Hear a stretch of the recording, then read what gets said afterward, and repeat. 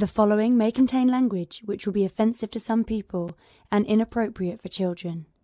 Still here? Then pour your favorite beverage and let's get this fucking show started.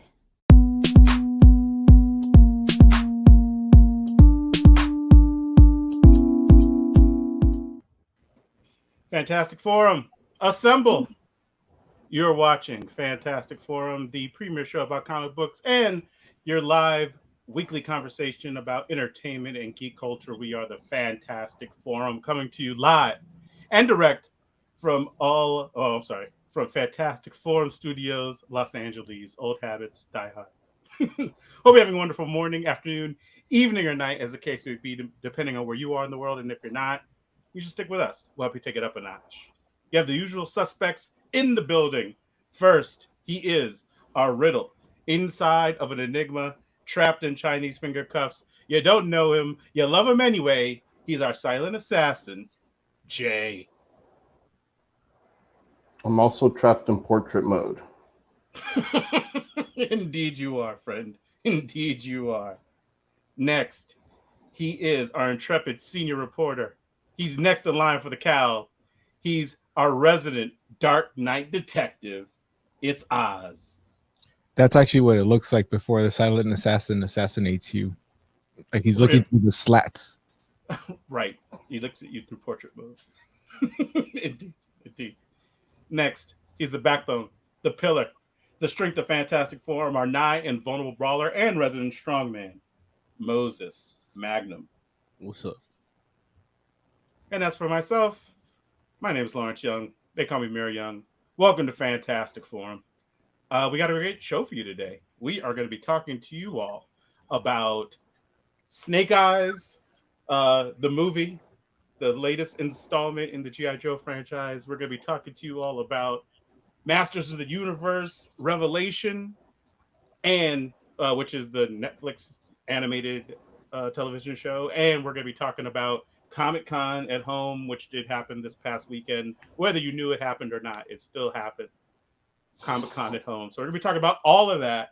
And of course, whatever else it is that you all want to talk about. But before we do that, we want to make sure that we thank Mr. Scott Rubin, who without him, this show would not happen. So thanks, Scott. Hope you're doing all right, buddy. Yeah. Gents.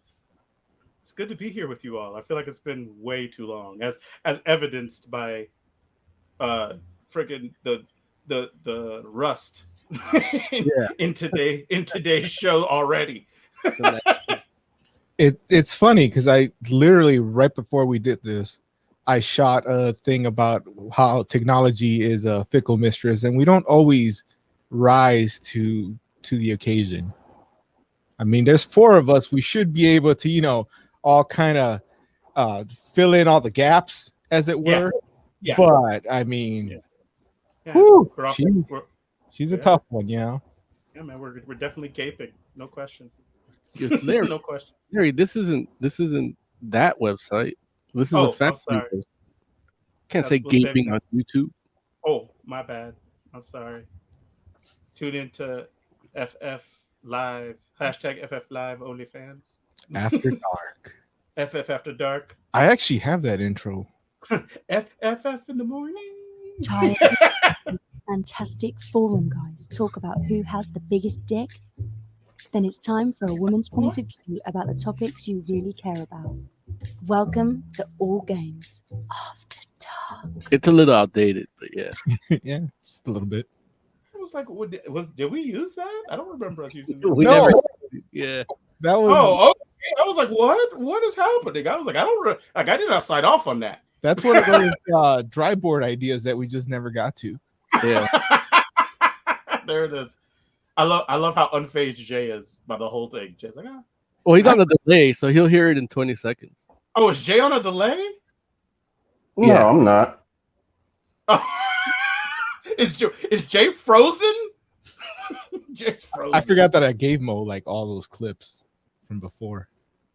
Like it started playing, I'm like, oh, wait a minute. Was it? What I hit? Look, you used your mind, Oz. You're just that powerful. Did I give you Christian Corner? No, you didn't give me that one. What is Christian Corner? Oh, you. When we talk eschatology. Yeah. What? It really came up more on Two Dicks on Two Dick. Yeah. Listen, Two Dick on Two Dick is the best show that we're not actually producing. 100%. 100%. Yeah, we're not because you're not part of it. It's just Yeah, me and Oh, It's the greatest show you've never seen. It's the booster Yeah. gold of this network. It's the $1,000 tier on Patreon. you're right. There it is. We should just do that. We should just do that tier. Oh, it's there. Okay, good. Let's do it. Anyway, yeah. Welcome to the show, folks. This is what it is. Just in case you were wondering. Yeah, this is it. This is what we do here. But we're also going to talk about some comic book stuff, and we're going to talk about some video game stuff. We're going to talk about some TV and movie stuff. So, there's that too. So, anyway, we should have the intern talk to us or tell people how to get down with the show. Want to Here's get how. in on the action? Call Fantastic Forum on Skype and join the fun. Too shy to call in? That's okay. You can join the Discord chat room available at FantasticForum.live. Join the party. You know you want to. I still Indeed. feel like we should update that because I don't think we're ever going to get a Skype call. Yeah. Half the we people can- listening don't even know what Skype is. It's all about the Zooms and the TikToks these days. It's wow, wait, dang, you made yourself sound real old just now, Oz, because you put the in front of them. We're not even streaming on the face page. we are 100% live on MySpace right now. So, it's all good. They actually have no lag or latency. MySpace? Yeah, because nobody's on it. Yeah. There it is. So that's funny. If you're watching and you're used to watching on Facebook, sorry, we didn't start on time, and we decided to push forward. So if you're used to watching on Facebook and you're watching us on YouTube or you're watching us on Twitch, thanks. We appreciate that. Like you put in the extra effort to make sure that you tuned into today's show, and we appreciate it. Hopefully, tell the other people while you're here. You're like, hey, come to this link. And Heck, the let them chat. Hecton chat says 1-800-COLLECT on Skype. know. There it is. All right, gents. I guess we should. Wait, is there anything else that I forgot before we get into it? Like I did all the housekeeping, right? Like, Yeah. we're good. You forgot to Okay. get here on time, but yeah, that's we're already here now. Yeah, look, it's been a while. It's been wild, man. It's been a wild time, but I'm trying to make it. I'm trying to make it happen. I'm happy to be here with you all in this moment. So hopefully, it will continue to hit. No, my mic got all wonky for a second, but hopefully it'll continue to gain in momentum. Right. Well, soon you guys will be quarantined again. So Yeah. I mean, listen, California's doing its best, man. Like, honestly, it's so funny because I had all of my peoples that are like, why don't we just do what Florida does? Florida and California are basically the same thing. Wherever it does, if it do. And it's like, listen, now we know why we didn't do what Florida does. I think even the people that were the naysayers before, I was trying to hit them with facts. I was like, dude, you're talking about Florida versus California, and it's like That's the wrong way to do it. Giving them facts, you got to listen. You got to talk to their emotions. You got to talk to their belief systems.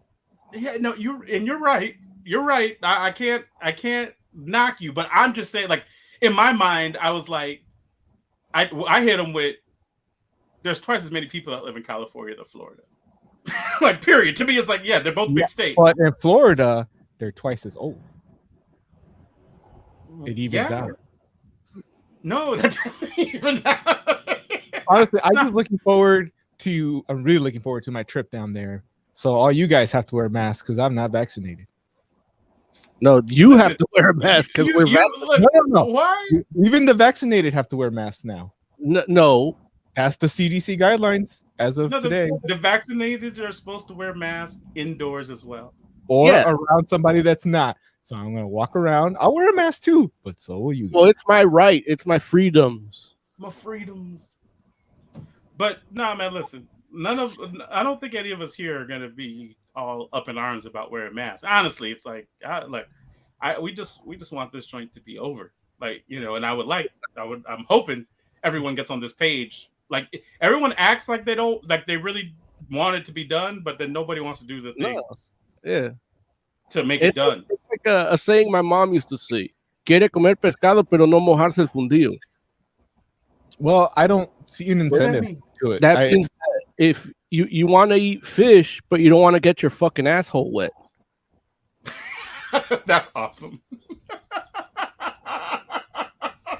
That's such a good saying. Yeah, but it's a Elvira Magnum original. Yeah, man. So I need everyone out there to get their assholes wet, so we can get out this pandemic. Do it. Like, that sounded really weird. That sounded really weird. Par for the curse, of course. It feels like my curse. But yeah, man. So, wow. Okay.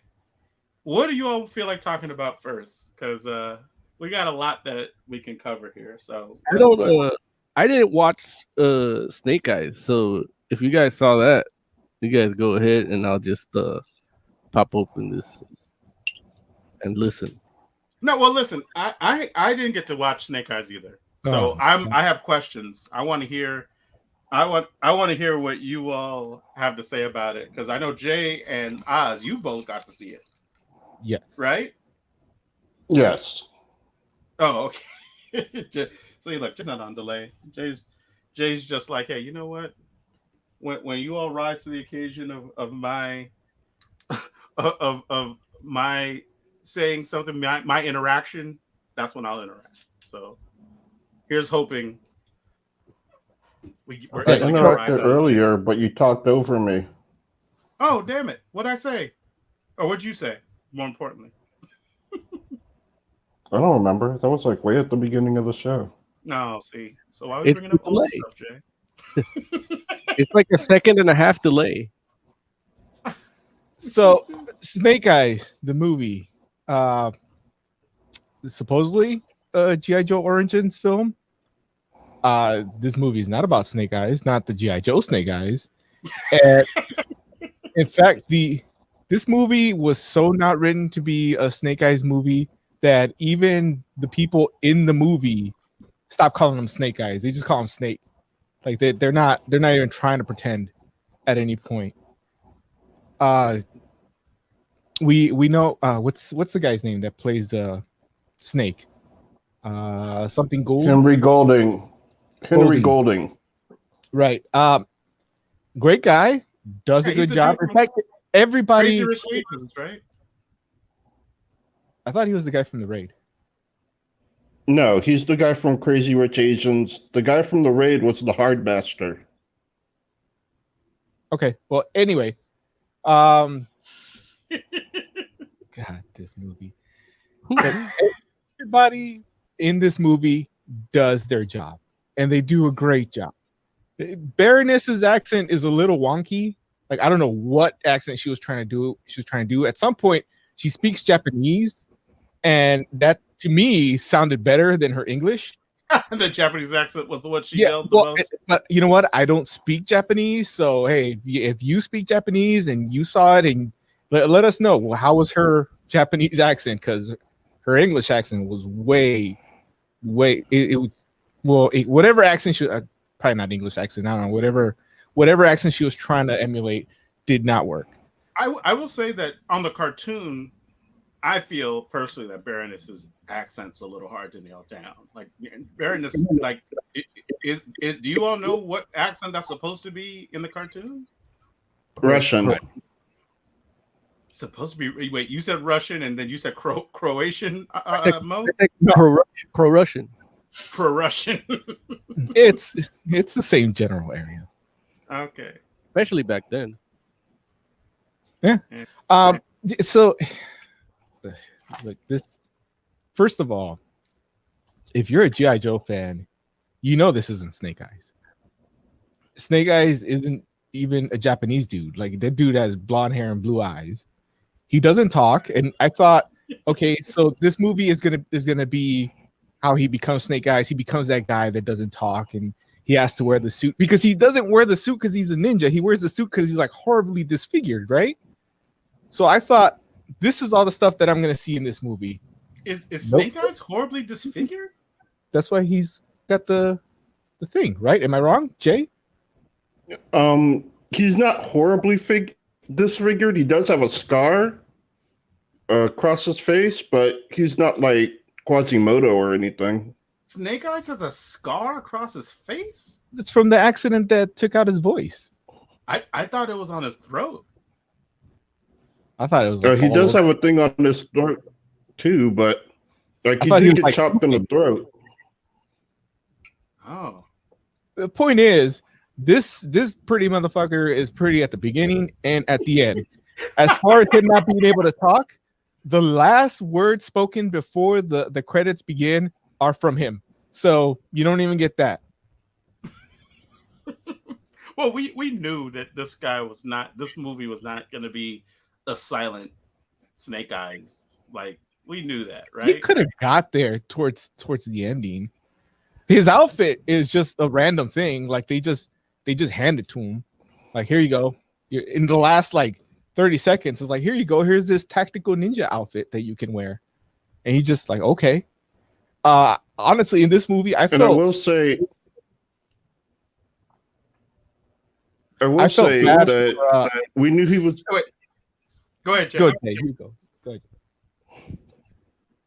I will say we knew he was going to talk in this movie, but there was always the hope that they would get his voice at the end.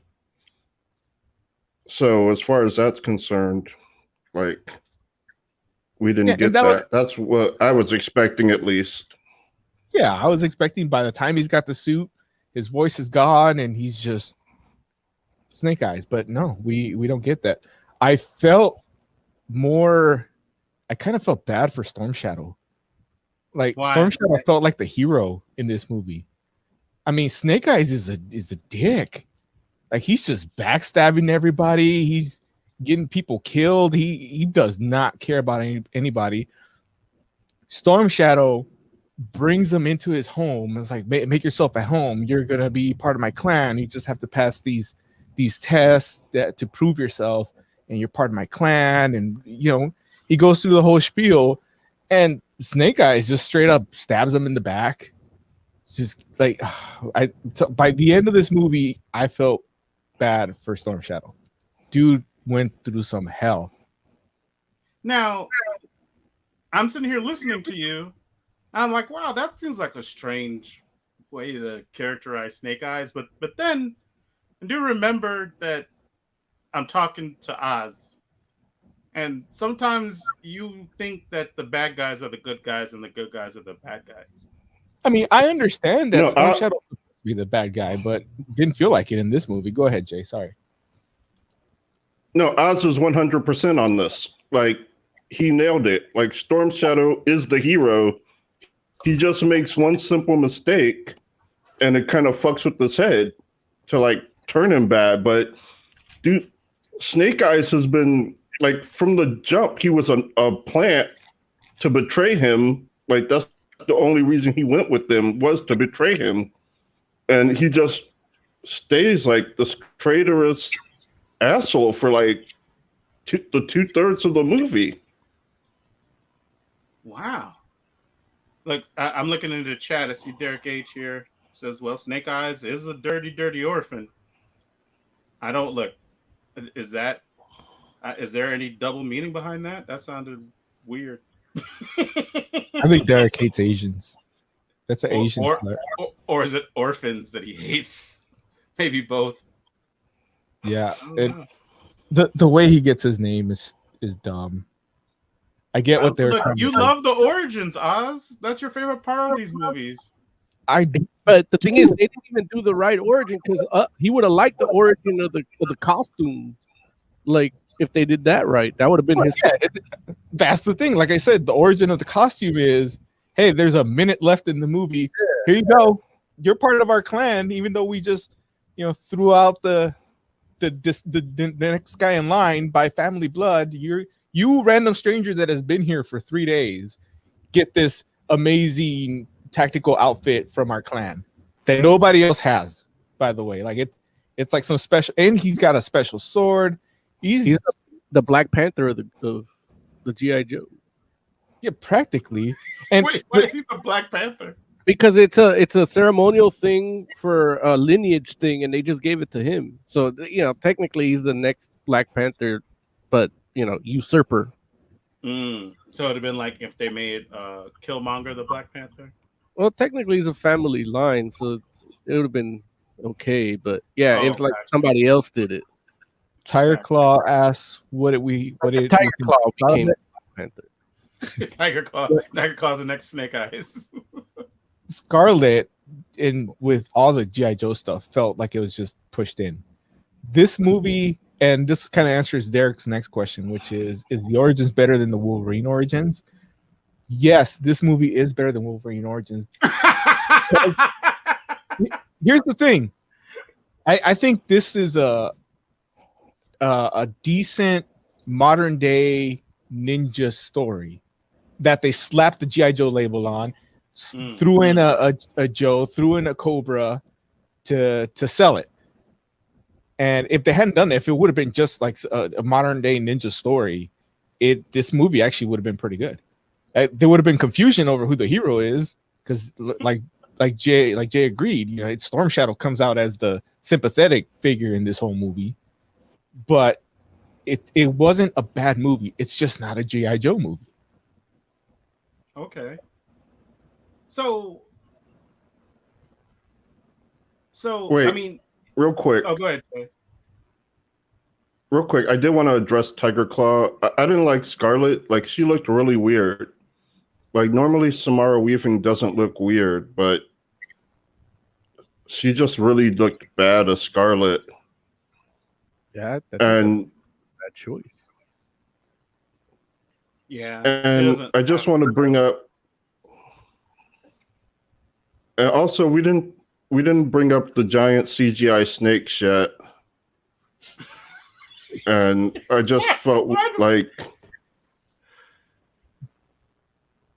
3 of them, by the way. Why are there some big ass motherfucking snakes in the fucking movie? It sounds so bad. because Snake Eyes, so he has to fight 3 giant CGI snakes. No, he doesn't. What? Because Exactly. Why Not do they only have to be giant? not only are they giant CGI snakes, but there's 2 black ones and 1 white one, representing the triangle of vengeance between Storm Shadow, Snake Eyes, and a 3rd character whose name I forget. Is it snake Is- tongue? Is that the person that you mentioned earlier, Jay? Who did I mention earlier? The guy that plays the raid, the guy from the raid. Oh, the Hard Master? No. No, Oh. So who's the 3rd person then?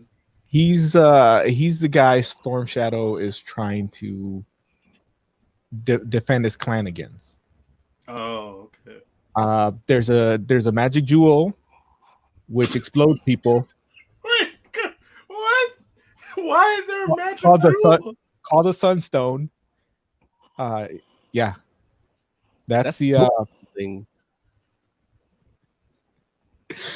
yeah, the Storm Shadow's clan is guarding a magic jewel that they're not allowed to use, but any rando can just grab it and like blow people up with it.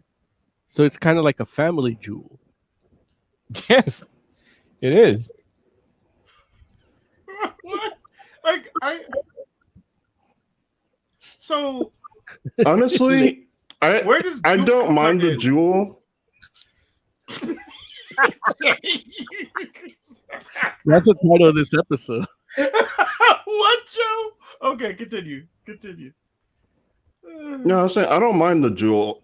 The jewel, I don't think it's that bad. Like, as far as G.I. Joe, they would randomly have these like mystical objects. For instance, you had the episode where Baroness found a conch that could control men.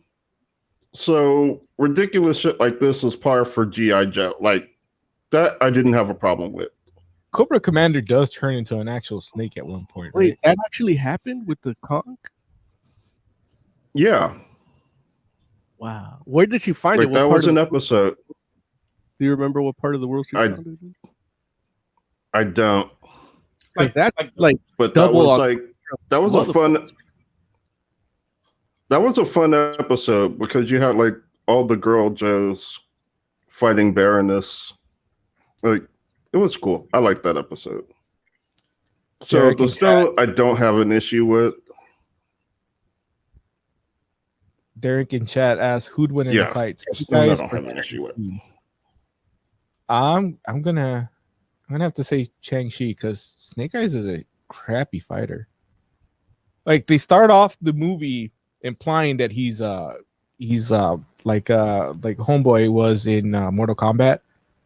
Like he's just a cage fighter, and they say okay, so you go from town to town and get in these and do these fights until people stop betting against you, and then you move on, and that's how you're making your living. Blah blah blah blah blah blah.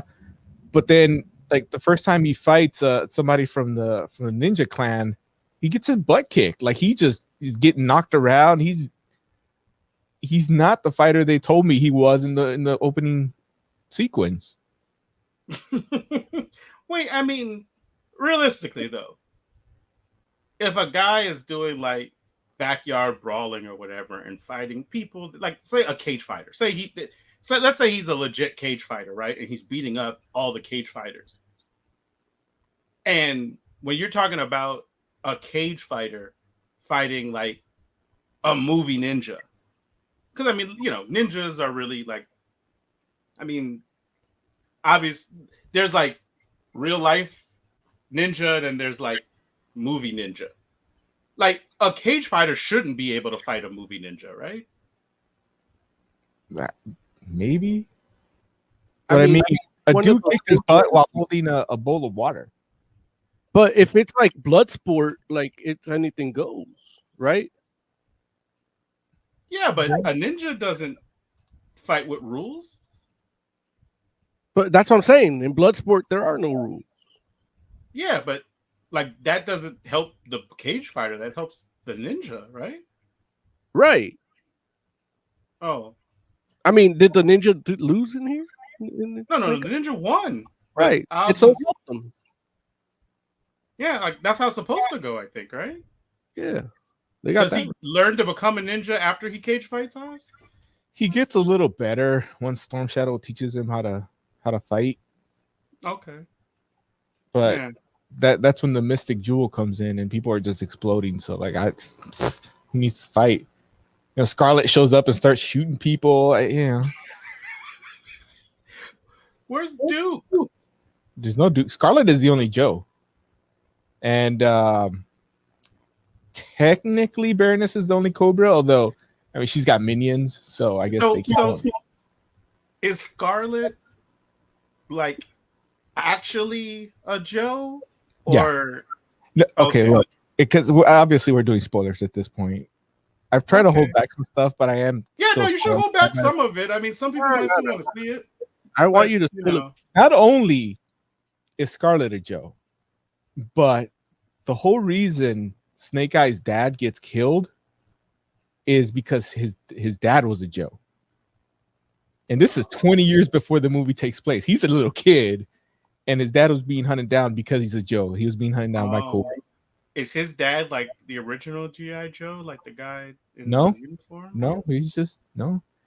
I forget the name. They mentioned it's I think it's from the cartoon, but the guy, the commander of G.I. Joe, his name is actually Joe.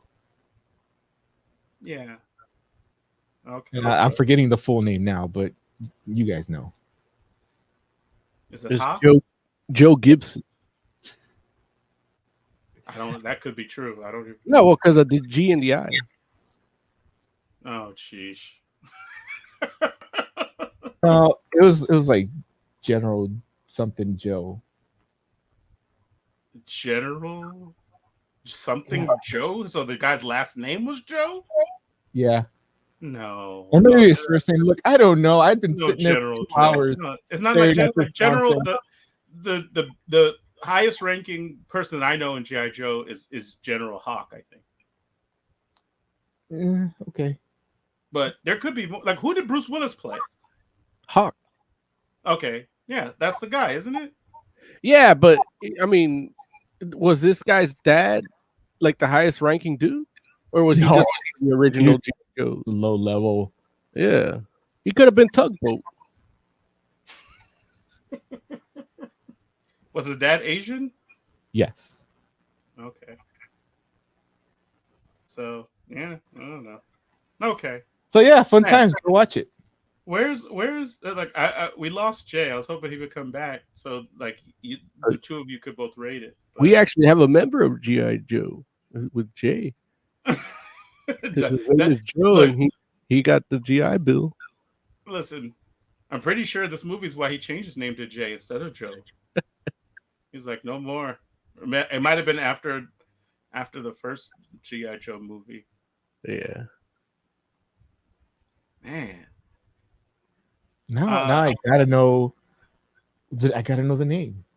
'Cause, yeah, I remember Duke being in charge, and Yeah, Duke and Flint were the two like main like leader dudes in the cartoon, and then later they introduced General Hawk, and he was over both of them, but he wasn't like field commander. Those two, like, you know, Duke and Flint were the field commanders. I don't remember like their last names off the top of my head. Derek H in chat says, oddly enough, his dad was in GI Joe. They're helping round up Asians during the internment time. I don't even know if that's true or a joke or what. Like, I believe it. I'm gonna say it's true. like I was like, did the movie touch on that? I don't know. Maybe it did. I honestly, like, I don't think it's true because that's a long time ago. Like, that'd be his grandfather, not his dad. yeah, that was in the 40s. Yeah. Maybe. Oh, I thought we had Joe back, but he dipped out again. It's okay. Yeah, I'm gonna have to look this up later. It's gonna bug me all night. Yeah. But yeah, that's Snake Eyes in a nutshell. So, By the way, those CGI giant anacondas are not have nothing to do with him getting his name. I just thought I'd throw that out there because you might have been trying to make that connection. Nope, that has nothing to do with him being Snake Eyes. I don't think even if that was the connection, that'd be bad.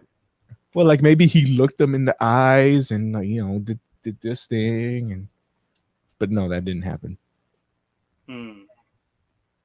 Okay. Well, okay. We got Jay. You're here too now. You can hear us all right. He's on delay, man. Any more questions?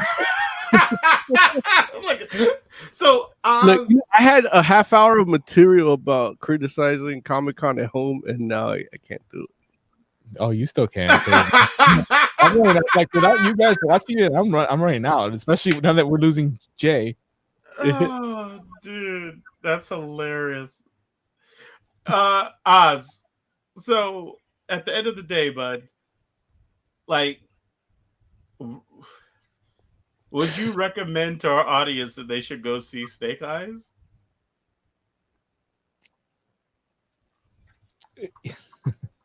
Like, Mo was like, F this. No, Mo was like, I don't even want to be a part of this. If you're in a high risk area and not vaccinated, maybe not take this risk. Right. I went. Look, when I went, there was 3-4 other people in the theater. Plenty of social distancing. Like we were all over the place. Not worth the risk if you're, you know, if that's a concern for you. If you are vaccinated and feel like you want to take that risk, I would say save your money and I rent it. Maybe it's definitely worth watching. I did I did enjoy it because once they stopped calling them Snake Eyes, I forgot that it was a G.I. Joe movie. And then Scarlet shows up and reminds me. So, yeah, it's worth watching. Don't expect a G.I. Joe movie. Yeah. There's some ridiculousness in this movie. Like there's literally a moment that this doesn't happen to me often, but out loud I said, "Oh, come on." Like it just like just stuff just happens. And it wasn't the magic jewel that blows stuff up. Okay. Like it was just, if you watch it, I'm sure you're gonna have the same reaction. So I'm not gonna spoil it. I'm not gonna spoil it. What was the reaction from the people in the theater when you said that out loud? Like, did they laugh, or did somebody try to shush you or something? They laughed because I think they all thought the same thing. I'm just the only one that like I just had it at that point. Yeah, they were just like, I know. Yeah. Okay, well that's fair. So what would you rate Snake Eyes as a G.I. Joe movie? 1.5. As just a movie, a fun movie to watch. Like I keep calling it a modern day ninja story. I'd say closer to 4. Really? Yeah, Okay. it's actually not a bad movie. It's just not a G.I. Joe movie. Got it. Okay. Jay, how about you? What would you rate Snake Eyes? I give it a 0. Damn, Jay, a 0? Yes. And that's as a G.I. Joe movie? Mm-hmm. How about as a regular piece Like of cinema? as a regular piece of cinema, I guess it's a 3. But it's not a regular piece of cinema. It's Snake Eyes. And Okay. this wasn't Snake Eyes. It was shit eyes. Tiger Claw. If He you're loved like, I mean, huh? He loved it. Well, I need to know because Tiger Claw hasn't said I loved it or Tiger Claw usually will try to defend his movies in chat, but I did notice that was kind of absent in this. But in his on his Instagram feed and his Twitter feed and Facebook feed, like, I loved it. I can't wait for the sequel. Oh, okay. Isn't the sequel like the first G.I. Joe movie? I don't know. I don't know. I Well, didn't watch. actually, the story doesn't line up with the first G.I. Joe movie. Like, the origin for Storm Shadow is completely different in the actual G.I. Joe movies. Like, they explore that. And this is like a completely different origin. There you go. Derek H in chat says General Hawk gave up all his power to Sergeant Slaughter because Slaughter was so much more manlier than him. Well, it's the larger the chin, the higher the command. There it is. Derek H also asked, who would win in a fight, Snake Eyes or Black Widow? Jay, what do you think? Who would win, Snake Eyes or Black Widow. Black Widow. Yeah, she's got some of that super soldier in her. Wait, what? Like, I don't know if that's you're being a crude euphemism or if you're suggest that she's in the MCU. I mean, they spent some time together, but in the comics, doesn't she have like a version of it that makes her slightly like not super strong, but closer to peak human? Nah. No, it's I all. don't think you know your comics, Lawrence. Okay. She does. I'm telling you, she does. Well, first of all, get her gender right. Like, I'm just like, nah, man. Like, the Red Room chicks don't have super soldier strength. In the comics, not the movies. I know you know the movies, but I'm talking about the comics. Whatever. Okay. Silence. Now, who's winning the fight between a 3-way? Black Widow, Snake Eyes, and Jack Black Widow. No, Jack Black Widow. I can't believe you said you'd see that. Well, Look, come on now. Jack Black Widow's way more entertaining than what you all saw with the Snake Eyes movie. I can tell you that. Like, you could tell me He could probably pose better too. that. So All right. 0 from Jay and Oz. Did we get what you said? If Okay. if you're expecting a G.I. Joe movie, 1.5. If you just want to watch a ninja movie, 4. I feel like this has to be the lowest rated thing we've ever had on Fantastic. I would give it 4.5 if they got rid of the G.I. Joe stuff. How about the CGI snakes? Like 4.5 with the CGI snakes still. As ridiculous as they are, they serve a purpose. Cinematically, they do serve a purpose. You could have done the same thing with a regular ass like put a Cobra down there and go along with the G.I. Joe theme that he has to overcome, these Cobras and save your money on the CGI. But hey, But what do I know? It's like what you're saying is kind of like a deeper thematic storytelling, which from both your reviews, whether you're a G.I. Joe fan or just a fan of movies, is not what they're trying to do with this movie. Yeah.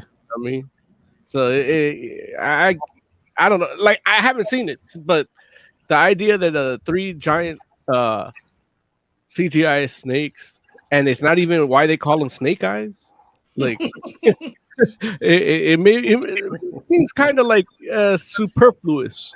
I don't know what that word means, but I feel like it fits it. The whole reason they call him Snake Eyes, it doesn't make any sense. Because he was gambling, right, and he lost. No, they try to do this Harvey Dent thing with one of the Marauders. Wait, there are Marauders in this? They don't say it by name, but yes, he's a Marauder, and he basically rolls these loaded dice to decide if people live or die. Wait, there really are dice? Oh, jeez. Okay, we should stop. Let's just stop. Larry's like, I gotta see this. By the way, Derek H. I'm a risk getting the Lambda variant to see this. Listen. Oh, dude. Derek H. in chat says, I am correct. She has a Russian version of the super soldier serum.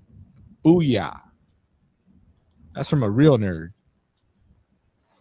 What is that even? There's no Russian. Well, okay, that's not true. There's no Russian version, but Yeah, but it's not Black him. Widow doesn't have a version of the super soldier serum. Okay. All right, Mr. Smith. Well, look, honestly, So, should we move on to Masters? real quick, just Derek does have Marvel Unlimited, and he got it as part of a Mo deal, so he should know better. Stuff. And Derek hates me, so the fact that he's agreeing with me says a lot. It's not that Derek hates you; it's that he hates himself and takes it out on everybody. Okay. Well, hey. Yeah, Masters of the Universe is where we should go next because I watched some of it. Let's do it. Oh, are we? Look, I guess we didn't play a theme for the first one. Should we play? Well, those didn't need themes because we don't have like a regular cinematic. Oh, I thought we had theater. But that's comic book theater oh, and for adaptations. GI Joe doesn't count because they don't have enough comics. No, that's a nostalgia theme, Oh, got you. and then that would be for this whole episode technically. Oh, okay.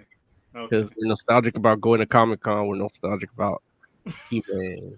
I wore a sleeveless shirt because of He-Man, Right. All right. even though he's not. in it. Yeah, but okay. So let's talk about Masters of the Universe, Revelation. Who wants to talk about what this is? I don't know. Jay. Take it away, Joe. Say what? I said, take it away, Joe. Or Yo, Jim. Okay. Masters of the Universe is about the final battle between He-Man and Skeletor, basically breaking the entire universe. And Teela has to help put it back together with the help of Orko, Robot, I think it's Roboto, Beastman, and Evil Lyn, at the direction of the Sorceress. So they go journey, like a hero's journey. They go to hell, they go to heaven, and they basically bring back magic to the world, saving the universe. The end. Well, no, it's to be continued. Like, To be it was continued. just the first 5 episodes. Indeed. Let's start there. How did you all feel about it only being 5 episodes? Or I guess, Mo, you didn't get to watch the whole thing, so I watched 2 episodes. okay. Does it matter to you that it's only 5 altogether? What do you mean? Like the They're only released 5 episodes. I'm good with that. Okay. Like I don't see why, in this day and age where they can give you stuff on demand, like they could give me 30 or they could give me 1, and if it's good, I'll enjoy it. I just don't like the wait in between. And usually with Netflix, when they do like a 5 thing, like within a few months or so, you're gonna get the next 5. Got you. So they're pretty like, when they give you a full thing, then it's like, oh shit, I gotta wait 5 years, and then the kids from Stranger Things hit puberty, and it's weird. How about you, Oz? You have any issue with 5 episodes? No, I know there's 5 more coming. Right. I mean, Right. there's times that I just want to get the whole thing, get it over with, get the whole story, but they're still working on it. I think they just finished like some of the music for the last 5 episodes. I don't know where they are in the animation and recording, but they're still working on it. They got delayed, so yeah, man, take your time and make it right. Okay. How about you, Jay? You have any issue with 5 episodes? My only issue was that the 5 episodes were so amazing that I can't wait to see the next 5. That's fair. That is fair. There is a certain amount of controversy apparently around this show. Mostly from incels. No, that's not true.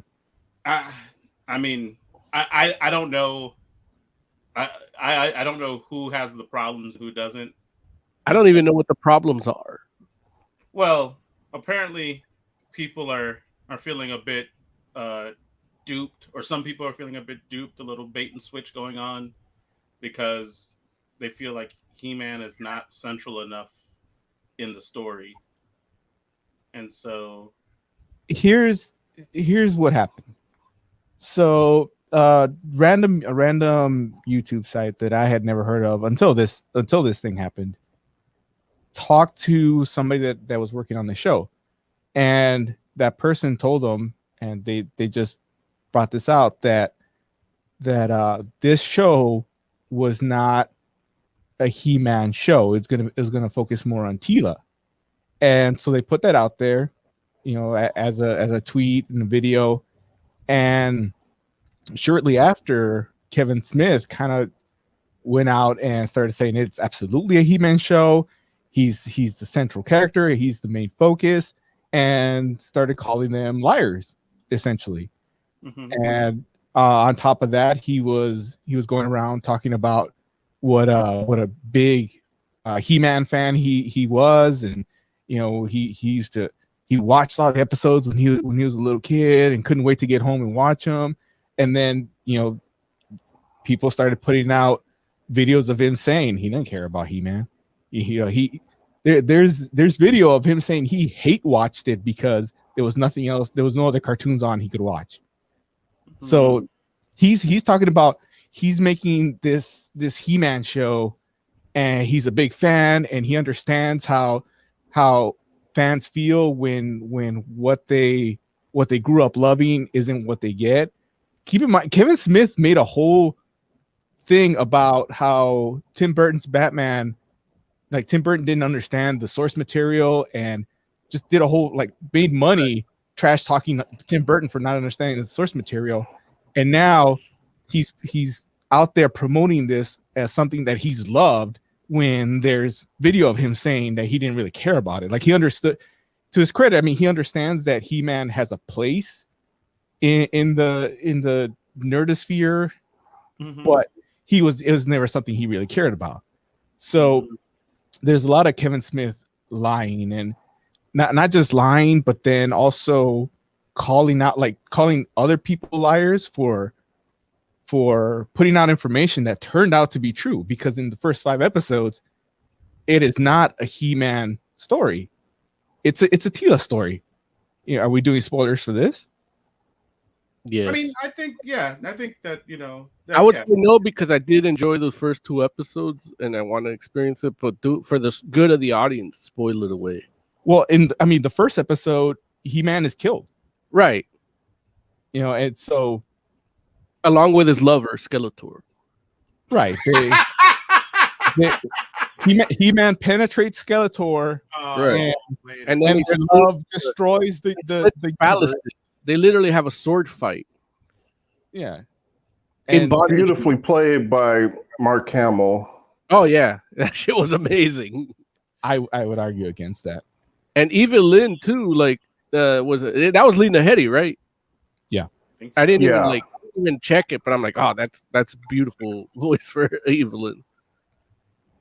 Yeah, and so that's where a lot of the anger came was really just they felt like Kevin Smith told them they were going to get one thing and they didn't, which is accurate. I mean, I can see that, and I I don't feel that way. You don't feel like Kevin Smith told people that they're getting a He-Man show? I don't feel like it wasn't a He-Man show. Like, He-Man is at the core of every episode. I would agree with that. It's But like there's a difference. Oh, go ahead, Mom.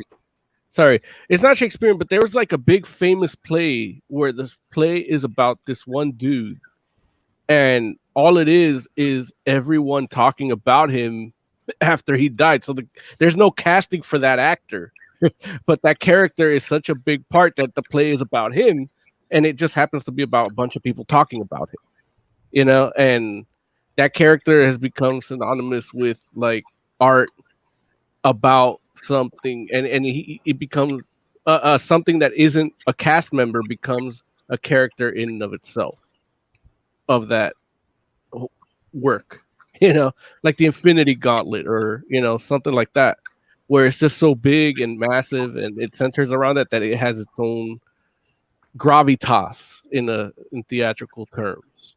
And you know, the story. I'm not gonna say all. I'm gonna say 90% of the controversy and 90% of why people are mad is all because Kevin Smith had to say something.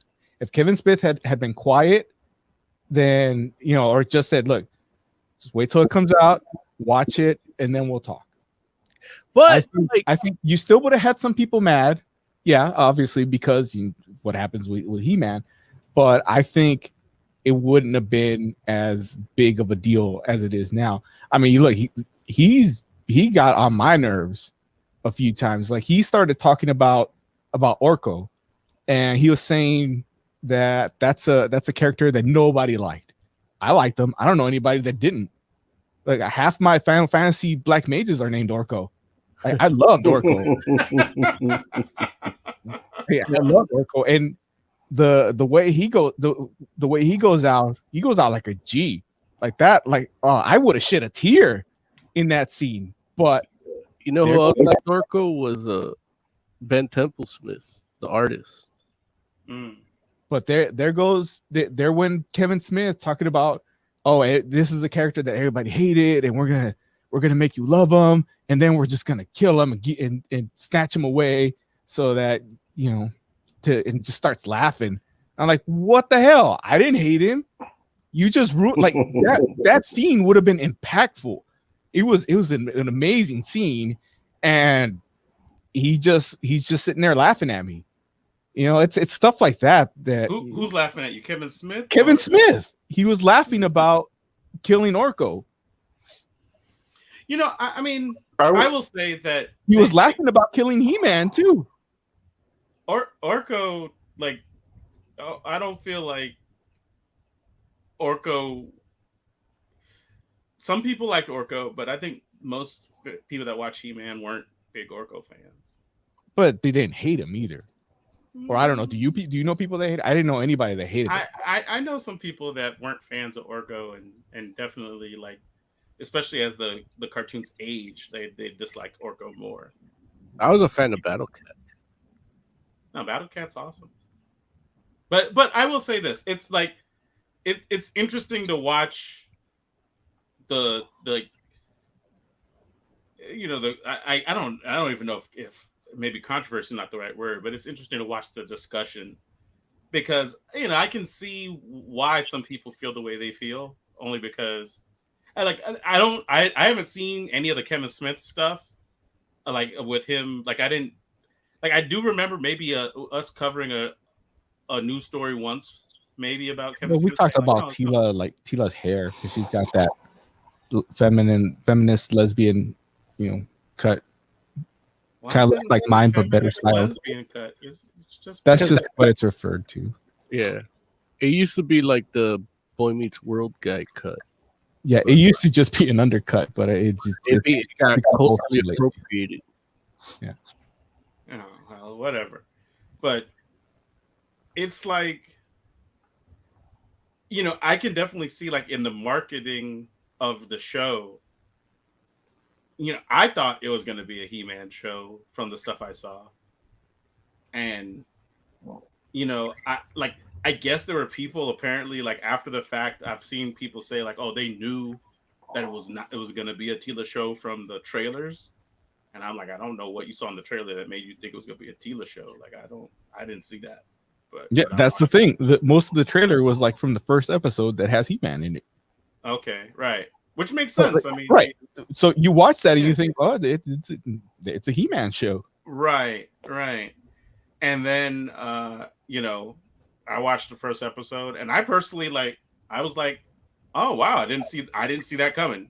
I didn't know that was going to happen. Yeah. And for me personally, I was like, this makes me more interested, not less. Like, I'm like, oh wait, where are we going to go from here? And I didn't see the last episode. I watched the first four. I still got the last one. But for me, do you want us to spoil it for you or no? Or do you want us to not spoil it for you? He wants you to spoil it for him. I would prefer not. You not. Okay. Because I feel like his body says, but his eyes say yes. Like, I feel like what Kevin Smith said in later interviews about, like, he says basically, and I'm not quoting, so he basically says, like, these people paid me to make a He-Man show. Like, you think it's not going to be a He-Man show? Like, grow the fuck up. Yeah. And I feel like the 5th episode actually does set up, like, it feels kind of like Whedon-ish, where, like, you kill someone just to make it more awesome when they come back and, like, take the reins. Mm. Yeah, no, listen, I haven't, like I said, I haven't watched that 5th episode, but there was no part of me that felt like He-Man won't be back. There is a small part of me, probably the part of me that's furthest along in the spectrum of emotion that believes that the second half is going to be the return of He-Man. Yeah. But that's because I know comics, I know movies. And Kevin Smith. I don't know Kevin Smith. I used to know Kevin Smith. Like, Oh, we talk about our better halves, man. My wife told me years ago that dude sold out. And I mean, didn't he see sold it. out. There's nothing wrong with selling out. Like your talent. Look, if you got enough talent and skill, and you don't sell out, you just love eating canned beans. Because like that's it. Like God gave you a gift if you believe in God, that to do something and make the most money and live abundantly with it. So you should fucking sell out and do what you do. And that's kind of to the point that I wanted to say about what Joe said, where it's like they paid him a ton of money to do a He-Man show, and you're getting Kevin Smith's He-Man show, just like you got Kevin Smith's Green Arrow, you know, and that's how you got, you know, the Widening Gyre for Batman. You know what I mean? Like it's Kevin Smith doing, you know, or the Black Cat, Kevin Smith's Daredevil. You know, Kevin Smith's Daredevil wasn't like Daredevil fans were mad at Kevin Smith when he did Daredevil, you know? that's true. So you're getting a Kevin Smith stamp on it, whether they paid him a ton of money or he's doing it for love or a ton of money, he's doing what he does, you know? And I don't know if he loves, I know he loves comics. So anything comics, I know he did it his way because he wants to do it his way and he likes that medium. As far as fucking He-Man goes, I don't know whether he loves it or not. I know I loved what he did in that first episode. And I wanted to watch the rest. I had no interest in watching it at all until we had to do it for the show. And you know, I had a traumatic experience with He-Man as a child, so I stay away. I didn't read none of the new comics or nothing. So yeah, my mom Did you accidentally swallow one of the weapons? No, my mom gave away all my toys to some poor kid. Oh, that sucks. Yeah, but then she told me that the chick she was helping live in the house stole them. So this whole time I thought she stole them, and now as an adult, I'm like, you know what? This bitch just gave my shit away. Damn, I'm sorry, Mo. That sucks. Yeah. Wait, so which one was the lie and which one was the truth? Did she? The lie was that they were stolen. The truth Oh. was that she actually gave them away to some Oh. needy kid with the, you know, with that, you know. Why don't you give him some fucking Reeboks? I'm like, why does he need all your He-Men? Yeah. Did she just not like them? She thought He they just were the cleaned devil out. or something? She got in there. Yeah, look. My family's not the most mentally healthy people. When we clean, we get rid of everything. Like an entire toy line. It's gone. I get it. She totally Kevin Smith to you. Yeah, exactly. So, you know, so I don't, you know, I don't read the Wildstorm He-Man comics. I'm like, yeah, fuck He-Man. Like, I'm done with it. I love those toys. Like, yeah, they're all from the same mold with different heads, but that was tight. And listen, I will say, like, watching this show, like, I'm gonna say two things, and you know, hey, people, I no one's gonna get mad at me because people don't care about He-Man. Now look, the cops are already coming to get you. So, I don't know how many of you have gone back and watched old He-Man episodes, but they don't age well. No, they don't. And when I say that, I don't mean like they don't age well because they were done in the 80s, because they're 80s cartoons that obviously, like, you know, they age because they were in the 80s, but they hold up in other ways. And I'm talking about, like, He-Man doesn't hold up at all. No. Like, it's bad. It's bad. And I'm not saying that, like, because I liked He-Man back in the day. I had toys. And I still think of myself as a fan of Masters of the Universe in general, but going back and watching it, I'm like, dude, that joint was not good. It was like the lower end of quality when it comes to 80s cartoons. Hector Chat says, calls the authorities. Mayor just lost my vote. Listen, I'm sorry. I know what you mean, Larry, but I do I do like watching this and then trying to go watch that. Like this is a good thing. No, absolutely. And that was the next point I was gonna make was, but if you're a fan of those shows and those characters, those toys, and you watch this joint, to me, I'm like, dude, Kevin Smith like majorly upgraded all of your characters, and it's not like he messed around and like was skimping and was like, okay, I'm only gonna talk. I'm only gonna like. I think what he did to Tila was horrible. Really? Yeah, he made her bad. What? How? Like she's just. First of all, what part of Tila was good in the old show? Yeah, she was fun to watch. Yeah, the part where she has no personality. Right, but the personality he gave her in this one is of a bitch. Why is she a bitch? Well, okay. In the first episode, so He-Man's dead, and Man-at-Arms just tells the king and queen that not only have they lost their champion, but they've lost their son. Uh-huh. And in that moment of grief, of these two parents who have lost the savior of their kingdom and their only child. Right. Well, only one of them knew it was depending on if She-Ra is existing, if they know about She-Ra yet. Tila makes it about her. Like, oh, you all lied to me, blah blah. It starts yelling at grieving parents. Oz, you're Mexican. You've been to a Mexican wake. How many of your fucking family members don't make it about themselves? They're not Mexican. Tila's not Mexican. But it's a family dynamic. Like that's a real family She's dynamic. Not in their family.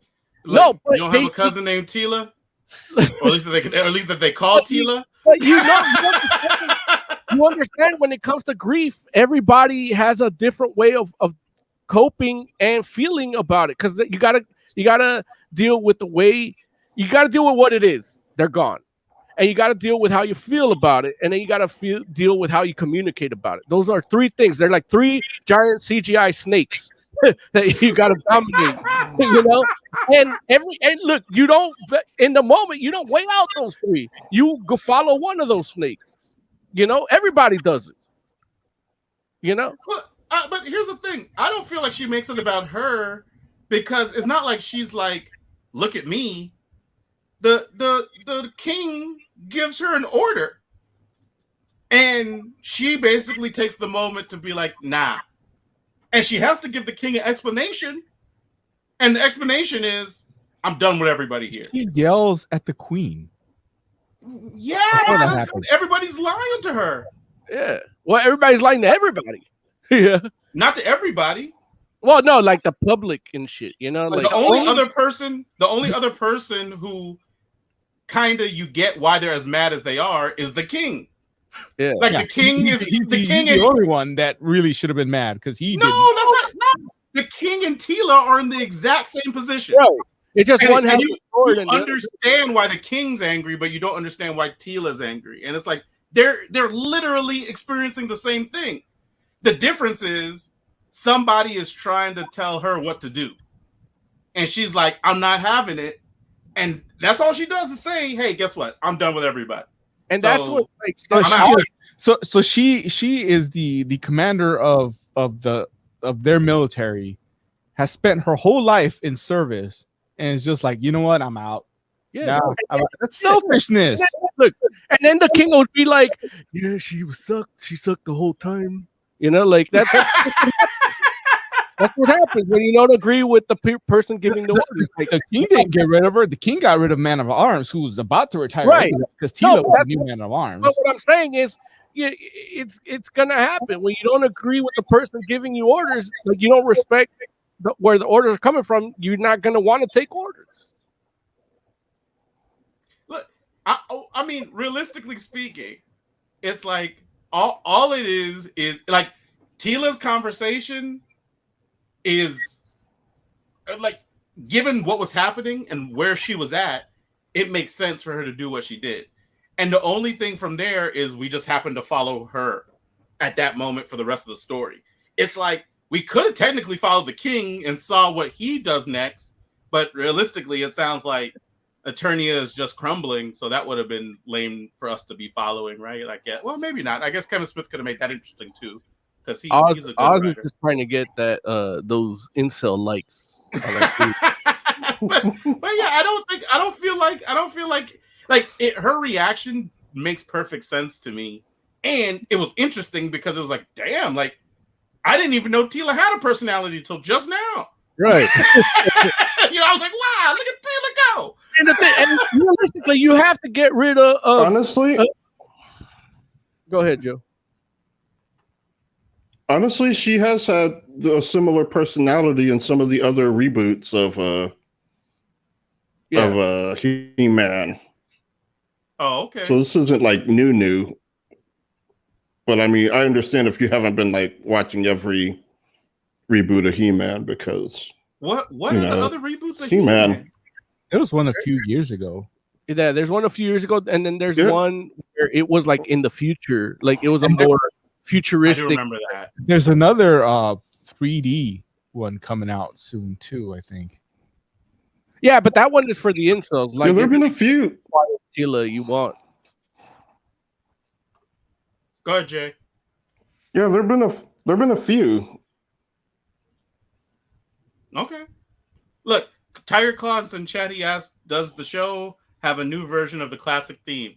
I watched 4 episodes and I actually don't know the answer to that. Yeah, I think it might have, but it's just, I don't like. I'm don't going to say really- no because none of us know. There's I no don't- opening sequence really, other than they show you the castle Yeah, lightning. but the score is kind of like it feels familiar. But honestly, I don't remember the theme. I was like 3 years old or 2 years old when that came out. So, I definitely know the He-Man theme song. I don't remember hearing it, but at the same time, I wasn't like letting the intro play and I let it play the first time for episode 1, and then after that I skipped. So I Jay, also- do you know? Not in the ones I saw. It was just they show the castle and then the title and it starts. Yeah. What were you gonna say? I also didn't like the tokenism in it. What tokenism? The person. King Grayskull. Oh, you probably Huh? haven't got there. You haven't got to King Grayskull. Oh no. Is he like trans? Like, how is he a token? Is he a Because- trans? I want to know. Like, I mean, when, They race swapped them. No. They race swapped them. Okay. Is that That- okay? That's I mean, tokenism because you're not going to create a new character. You want to put more black people in your show. You're not going to create a new character. You're just going to give them They- sloppy seconds. they did that. There's literally a new black character in the show. yeah, but it's a woman. Andrea's not black. Not originally. She's not an original character either. Oh, is that not a new? That's an old character. That's not. Yeah. From where? Not, I think it's not from the main show. I think it was like the minis.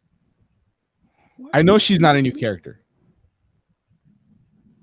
She's not a new character. Okay, what minis? There was like Don't be mad at me. You're the I'm one mad that's at you saying for stuff. not. I That was don't consider it tokenism. Go ahead, Joe. I don't consider it tokenism. Like, I know this happened again with the She-Ra reboot, where they just changed the races of some of the characters. Like it's to make it more diverse. Like the original shows were not very diverse, and in these days, it's like you remake a show. It's like, why not add some diversity? Right. They did it with Solo too. It doesn't Hey, feel like They actually said it doesn't feel like tokenism. they actually said they made King Grayskull black because they didn't think people would accept a new black character. Which means translates to me they couldn't write a new black character. But honestly, like, how does that character affect you? What? I'm Well, trying to figure out how does general tokenism in society affect all of us? Does it? You tell It's me. not tokenism though. For me, it doesn't. Like I see it as I've seen they're not tokenism. Like they're not race swapping me. like they can't come up with an original character. Right. So they're But just gonna- Hollywood can't come up with original stories. They definitely race swap. Like they can't come up with anything. So why would they? Why would them coming up with original characters in a story they're rehashing over and over again for the course of 30, 40 years matter? But this isn't a rehash. It's a whole new thing. No, it's a rehash because it's He-Man. It's He-Man and Masters of the Universe. I would say it's not He-Man and Masters of the Universe. It's I would not say yet. it's He-Man and But Masters of the look, Universe. it's Masters of the Universe. It's a rehashing of an older idea. It's a reimagining of an older idea. It's not a new creation. You're not watching Jojo Rabbit. Yeah. Which in and of itself is an adaptation. So it's not like it's a new idea, but the book is a new idea. Jojo Rabbit race swapped Hitler too. No. Right. Yeah. Well, it's imaginary Hitler, so it works. It's I'm looking into chat. I've seen Derek H say Tila did lose her F boy Adam. Yeah. Heck He was says fighting. Heck says Mo was selling me on this show. With the non-token, or it is back in. No, that was a little bit earlier. 10 minutes ago. Right, exactly. Derek A says, "Who's out there watching He-Man reboots?" There it is. Oh man. Here's Tiger Claw says, "What do you think of Tila's look? Some fans think she doesn't look female enough. What does that mean?" Yeah, all the women in the show are like super. Tila kind of makes sense because she's a fighter, she's a warrior. Andrea can go either way. I don't know why Evelyn is so goddamn buff. She's a mage. Like she's not supposed to be fucking able to bench press people. Look, according to the toy line, everybody could bench press everybody. I mean, like Tila looks bigger than all the other women to me, and Which all she the other women should. I mean, she's a fighter. She's a barbarian fighter. You expect that. That's I agree with you. But all the other Evelyn is women the only one I have a problem with. Like she's way too buff. Why? Like, why can't she work out? Because she's a sorceress. They work out their mind, not the like she could can work still out have both. she could be toned. She can have a hobby. Like Evelyn is almost bigger than Tila. Hey, she can't have a hobby and overeat. Like, I don't know, man. I don't think like she doesn't look that like that. She looks doesn't fine look too strong to be. She just look. Yeah. Anybody that was judging these cartoon women's look, I want to see the girl they're fucking. What? Wait, why is that the standard? Because they're like, oh, it doesn't look like what I would fuck, so I'm angry about this. Like, I want to see like what that Gracklin looks like. They're already Grackling. I totally would let Tila bench press me. Like, that's not no. and Evelyn. Like, you would let Evelyn butt fuck you. I wouldn't. Whoa, what? Look, he laughed. No. He laughed all He coy. didn't say no. Yeah. He didn't deny it. Yeah, he didn't. I didn't hear a no. My only problem with her physicality. Look, I still don't hear a no. My only problem with her is that she's a mage. She shouldn't be that buff. That's it. That's it. She could still be buff, but not damn near as big as Tila. You call your mages orcos even though they don't float. You don't have to float. You just have now they don't have to float. No, they just have to be in blackface. You know why? But you know why I understand. All my Final Fantasy mages are in blackface. You know why I understand you all? Because it's fucking arbitrary. And it don't mean shit. Oh man. Derek H says Tiger Claw wants all the female character scenes to take place in the kitchen. And then he also says we all know that all incels have supermodel girlfriends, which is true. That I've heard And they them make all talk billions about them. They make billions in Bitcoin too. Or GameStop stock. Hey, whatever. Look, works I for you. respect I'm the not mad. GameStop stock more, even though I don't like. Look, they did what they did. It's fine, but it's not long term shit. Yeah, I'm more of a conservative investor.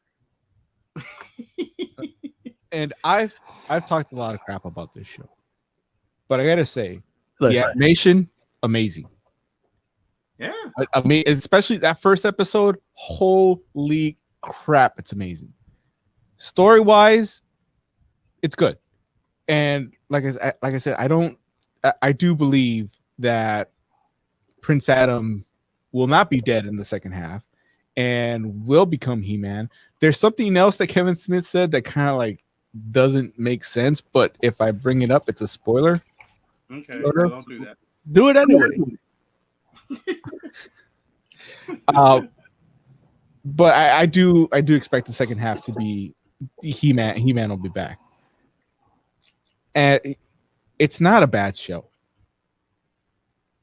I don't even understand how you could even like when you say like not a bad show. Like I guess like don't get me wrong. Like here's the thing that I don't understand from. I say from some it's not a bad show because I've just spent the last half hour trashing it.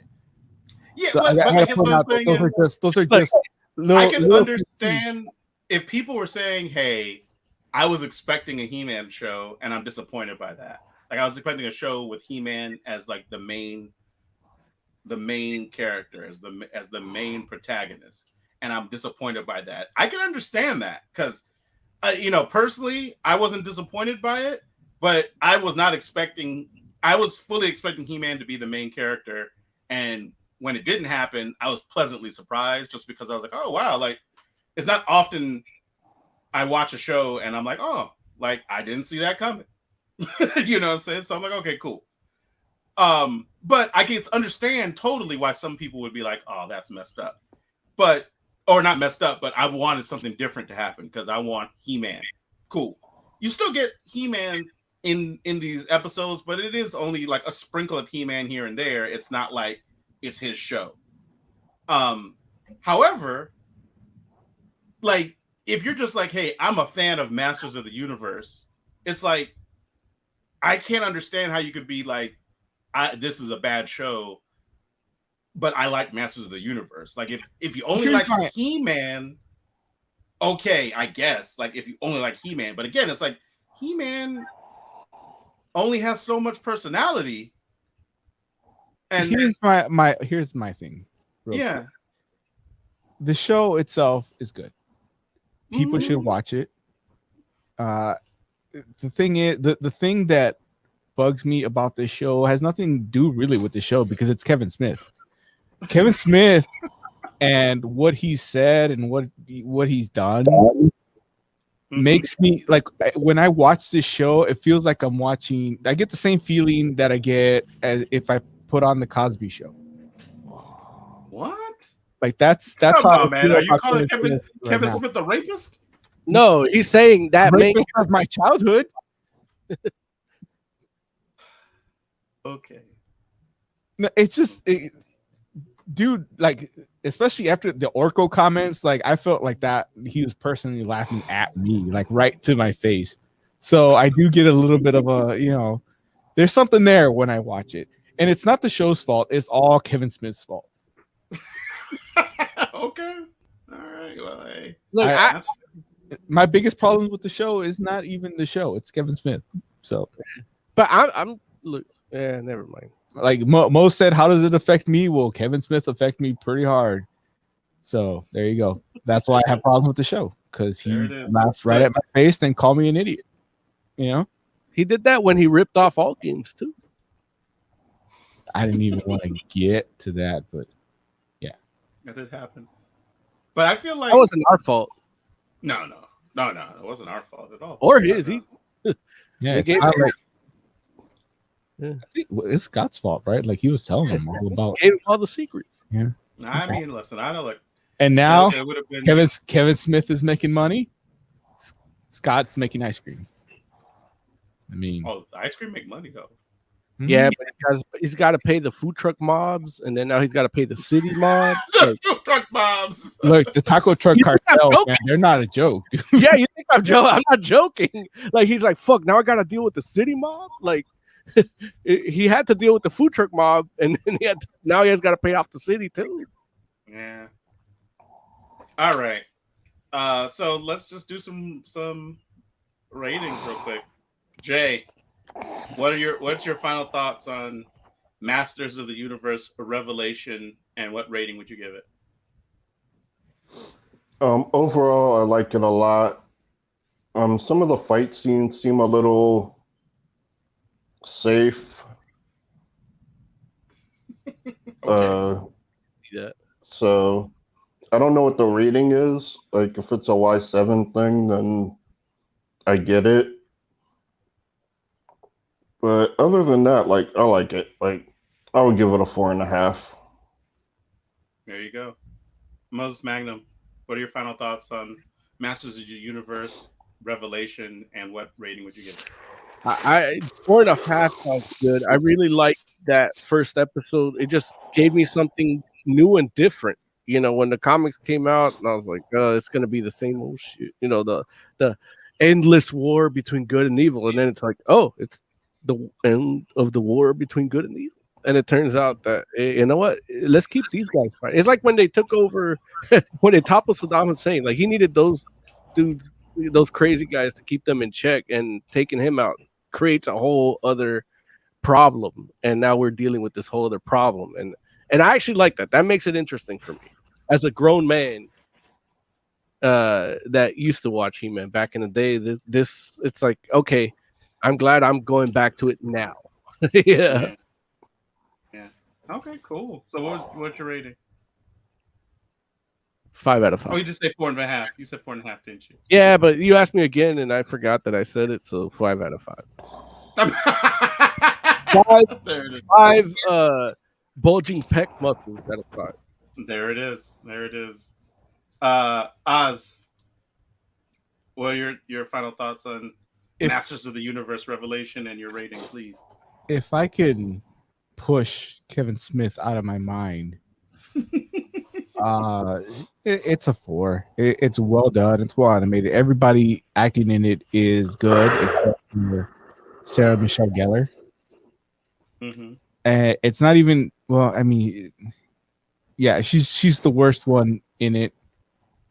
And Really? everybody else is, yeah. She's a little flat and just. I got problems. Huh? She plays Tila. Oh, okay. I can see that. Yeah, it's. I'm not saying she's horrible in it. She's just, I guess, overshadowed by the great cast around her. Yeah, she's not a standout voice for sure. Because I didn't watch it and think, like, I love Sarah Michelle Gellar. I used to make her latte all the time, and she was awesome. But she wasn't a standout voice in this thing. As Tila? Yeah, like, it's the character. It does the job, but it's like, oh, Evelyn, that's Lena Headey. Oh, Mark Hamill is Skeletor. Because, you know, like, those resonated with me as I watched it. You know, even without knowing Lena Headey was Evelyn, like, I'm like, oh man, that's tight. And but for Tila, up until this moment, I didn't care who Tila was voiced by.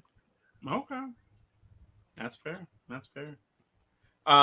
For me, I really enjoyed the show. I like it a lot. I can't wait to finish this last episode and hopefully get some more episodes coming soon.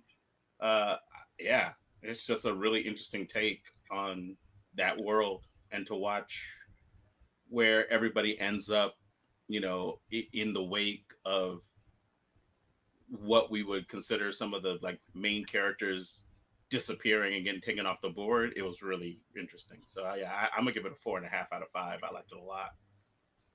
So yeah, it's good stuff. Like I don't know if it's enough for me to necessarily be like, oh man, like I'm getting immersed into He-Man fandom all over again, but it's definitely enough to keep me watching.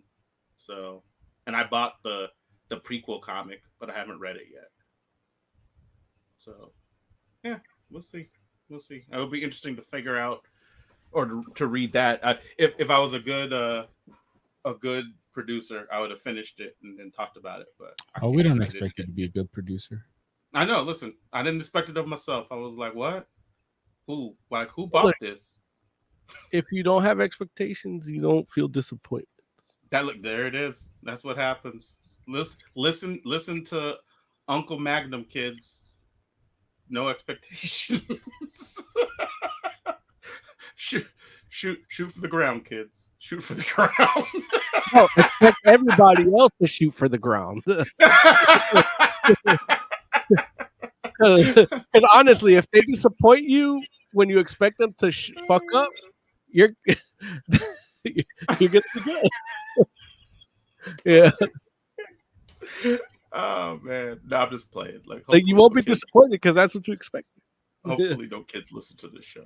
It's not for you. It's not that we don't want you around. It's just this isn't. For Well, you don't. That's You all. hung up on that like 10-year-old kid that called the other day. Well, yeah. Listen. Well, the other day, it was like a year ago. Yeah, yeah, man. We were like, how'd you get this number? No, where are your parents? Just like, he's like, I love like only the TV is my only friend. Yeah, No. I So gotta anyway. interview that kid.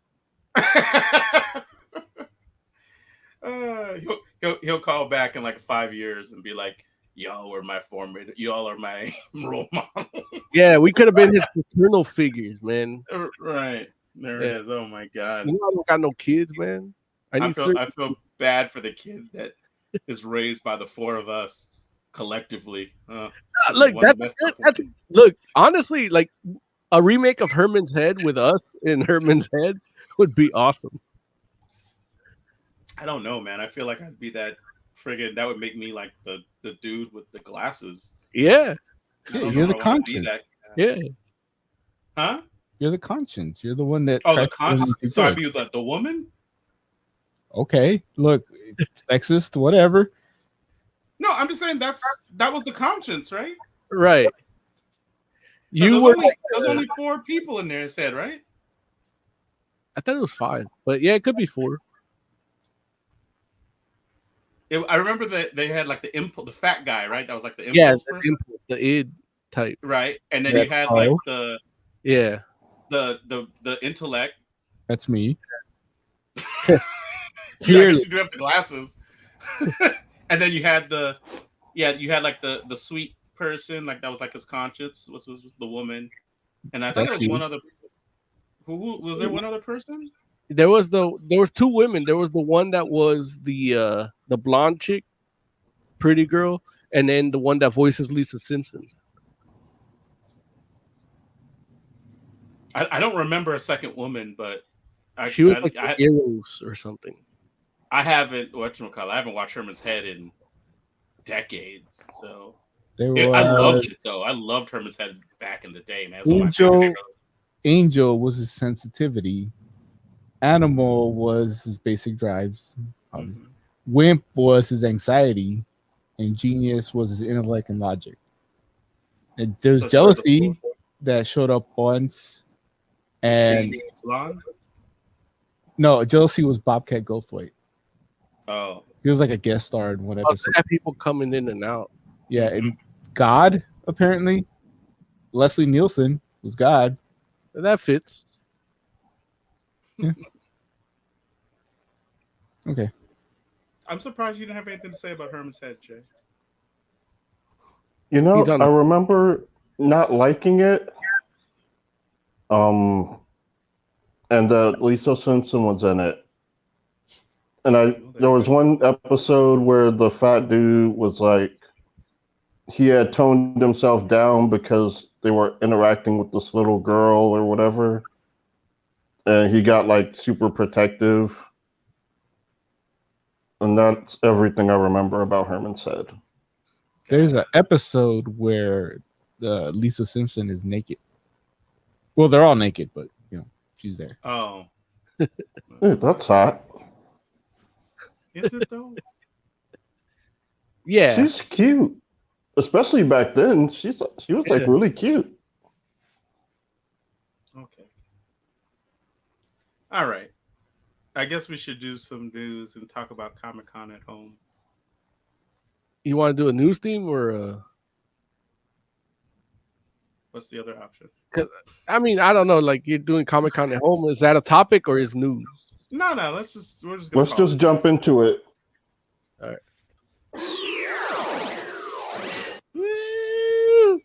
Comic book news. We should have a like current. Well, not like that, but like. All right.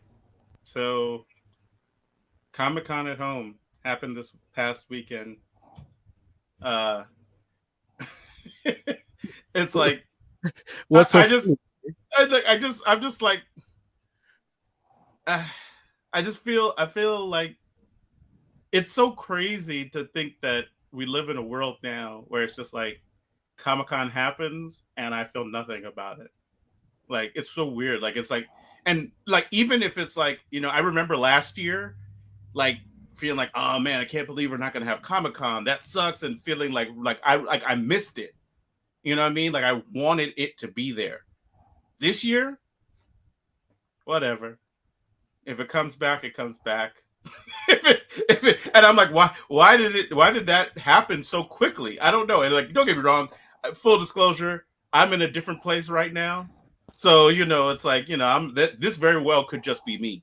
So, you know, I'm just going to go ahead and just, you know, put that out there. Like, hopefully next year I feel different, especially considering that hoping next year we could have like an in-person Comic-Con, and maybe I'll be like, oh, I want to go to that. But right now, like I will say, like even like right now, I feel as if I might still feel this way, even if there was like an in-person Comic-Con, and I was just like, I don't know, like especially like, you know, every so often, you know, Marvel will sit out, like they might take a year or two, like Marvel Studios might take a year or two off of Comic-Con, and you know, DC has done it every so often as well, not as regularly as Marvel does, but you know, it's happened before. And then this year, you know, both of them were just like, no, we're not doing it. And I'm just like, man, that's kind of, you know, like it, along with the fact that there are a whole bunch of other people that just chose not to do stuff at Comic-Con because they're like, we'll just do our own thing and get more attention, you know, when we decide to do our own thing. And it's just like, it just kind of feels like, you know, it almost feels like Comic-Con, like what happened to E3 might be happening to Comic-Con a little bit, where people are like, is it really worth that investment? And trying to like,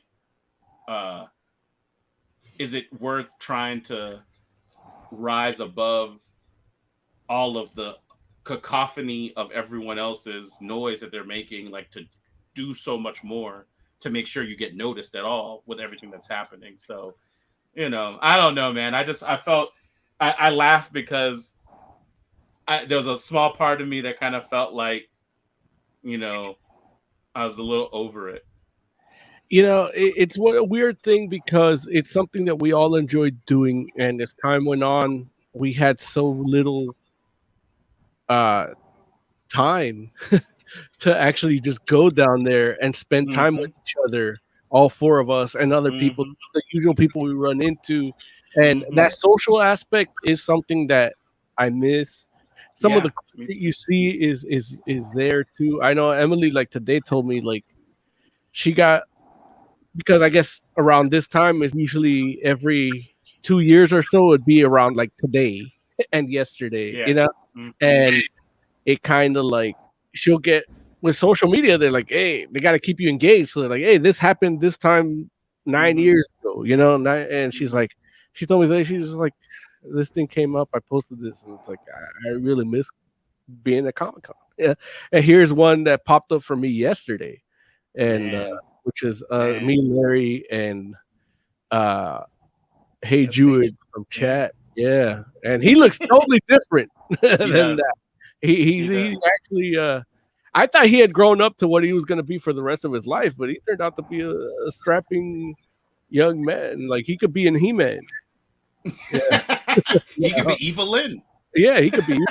He's not, but But yeah, it's just like that thing. Like I remember that night clearly. Like it was just a night we were drinking, talking shit, and eating good food. You know, and you know, but you know, Derek H says here, 700,000 dead people will make your priorities change, and will it? That's real. But will it? Like it doesn't. Well, look, not everyone apparently. Look, 50% of the population. Now, if you look at it in the terms of how we talk shit, in comic books, pop culture, if Thanos were to tell you in March of 2020, if I could just snap, half of the people will die and half won't from this deadly pandemic, and then you just get to live into a grateful universe. You know, looking back now in 2021, it's like, you know what? Yeah, let's do it. You know what? Yeah. Because honestly, like, who gives a shit? Like, honestly, we're and now I'm in a, you know, I've been in a dark place for the last year, 9 months or so, dealing with all this bullshit, trying to run a business during this shit, and having somebody tell me like, oh, it's gonna kill only the weak if I don't wear a mask, and I'm like, well, if you're strong enough to withstand it, but the person you love most in this piece of shit dirt rock floating in space is the weak one that dies, what the fuck good is that strength for you to live with that pain of the one person you love the most dying from this shit? And then he shut the fuck up, you know, because it's like, it's really like, if it was a 50-50 thing, this shit would be easier because we'd be over with it by now. But it's not. And you don't know what it does. And you don't know what it's going to do 6 months from now. And you don't know what's going to do 3 years from now. And at this point, it's like, if we're going to, like, Joe, go to the theater. I'm not going to the theater. But Joe, look, we all wish we would decide how we're going to die. You know, and now people that decide to go to the theaters, like, technically they're getting that free will to decide how they might die. Joe's decided Snake Eyes is going to take him out.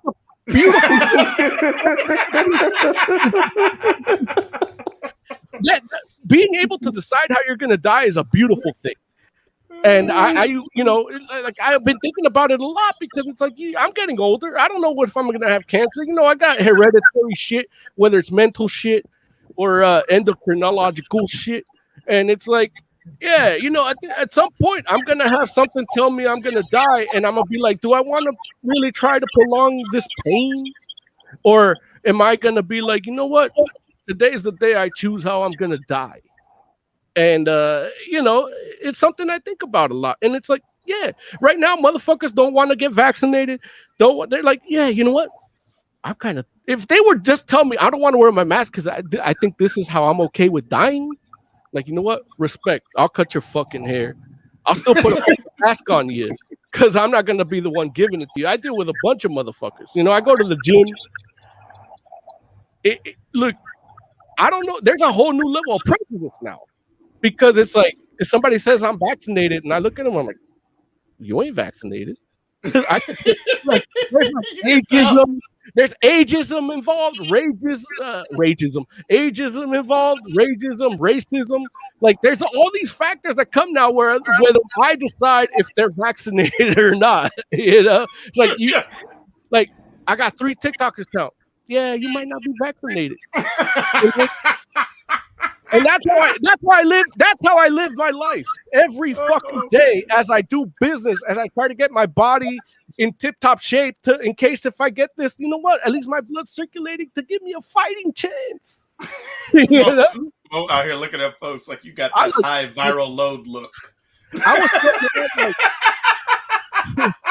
what's the shit that we reviewed recently where they made a Terminator thing? And it's like I forgot what we were reviewing, and I'm like, yeah, but I'm walking around like Terminator, like, demographic 22 to 26, pants sagging like this, skin complexion like this, a cross tattoo, believes in higher power. Yeah, not vaccinated. You know what? I'll see you 6 feet away from here. You know. Oh man, it's a little bit of a. It's a weird world to live in.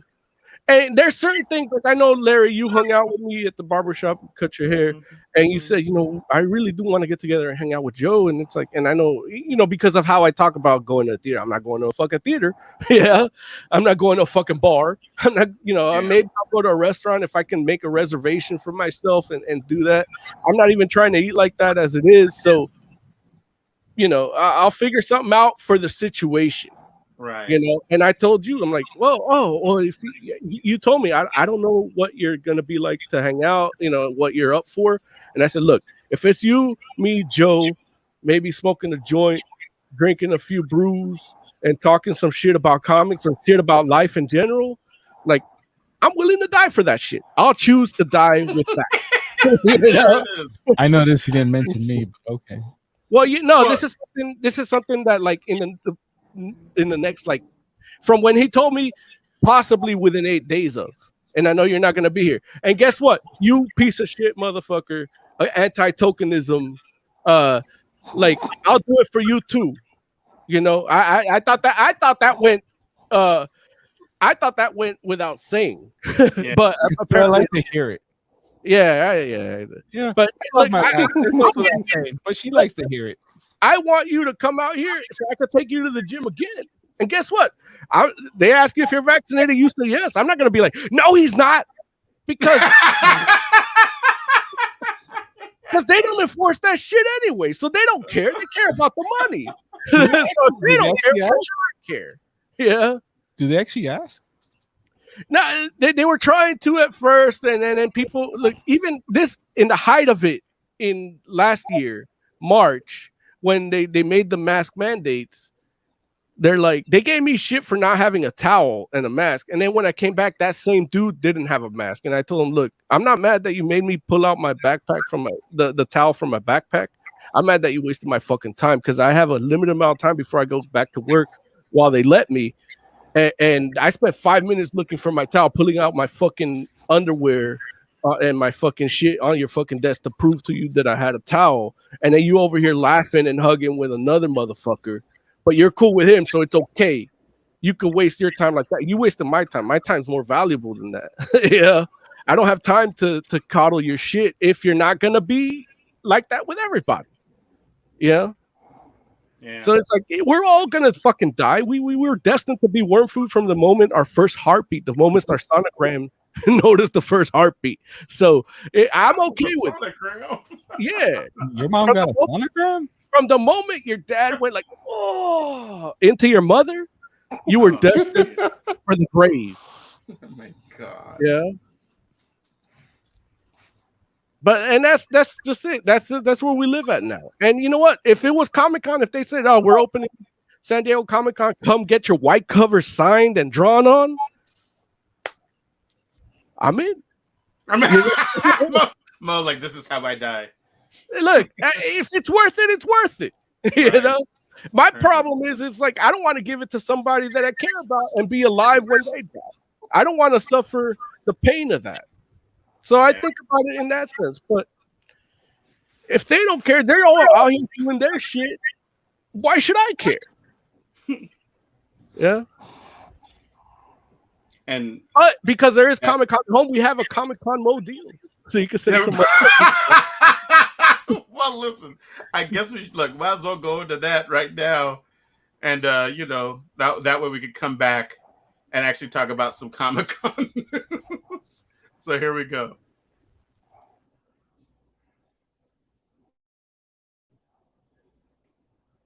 Here comes the money. Here we go. More money, more money, more money, more money.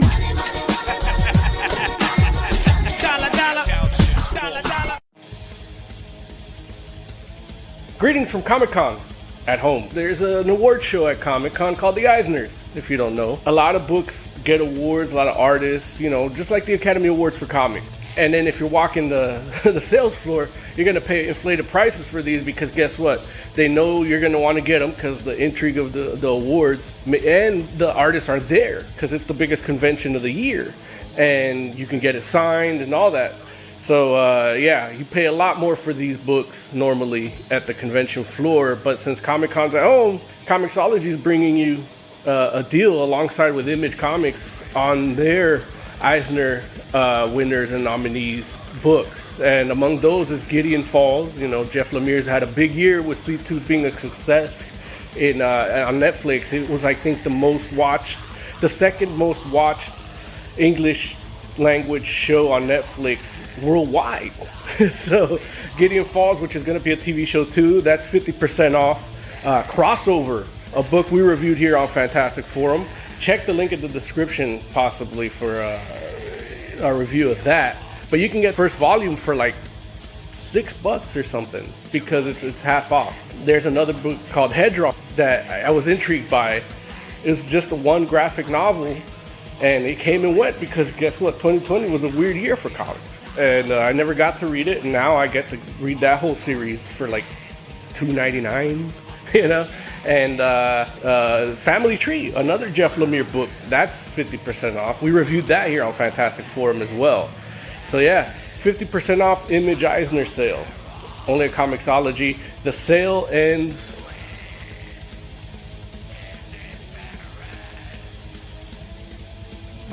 sometime next week. I don't know. It's not posted on the website.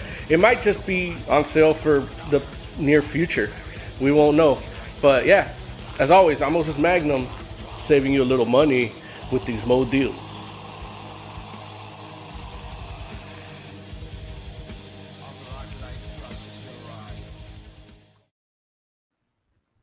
Good stuff, Mo. Was that me in the background? Yeah, it was the was like, latest oh, those- Oz's package. Those are some good looking hands. Back there. Like, get the hands of a model.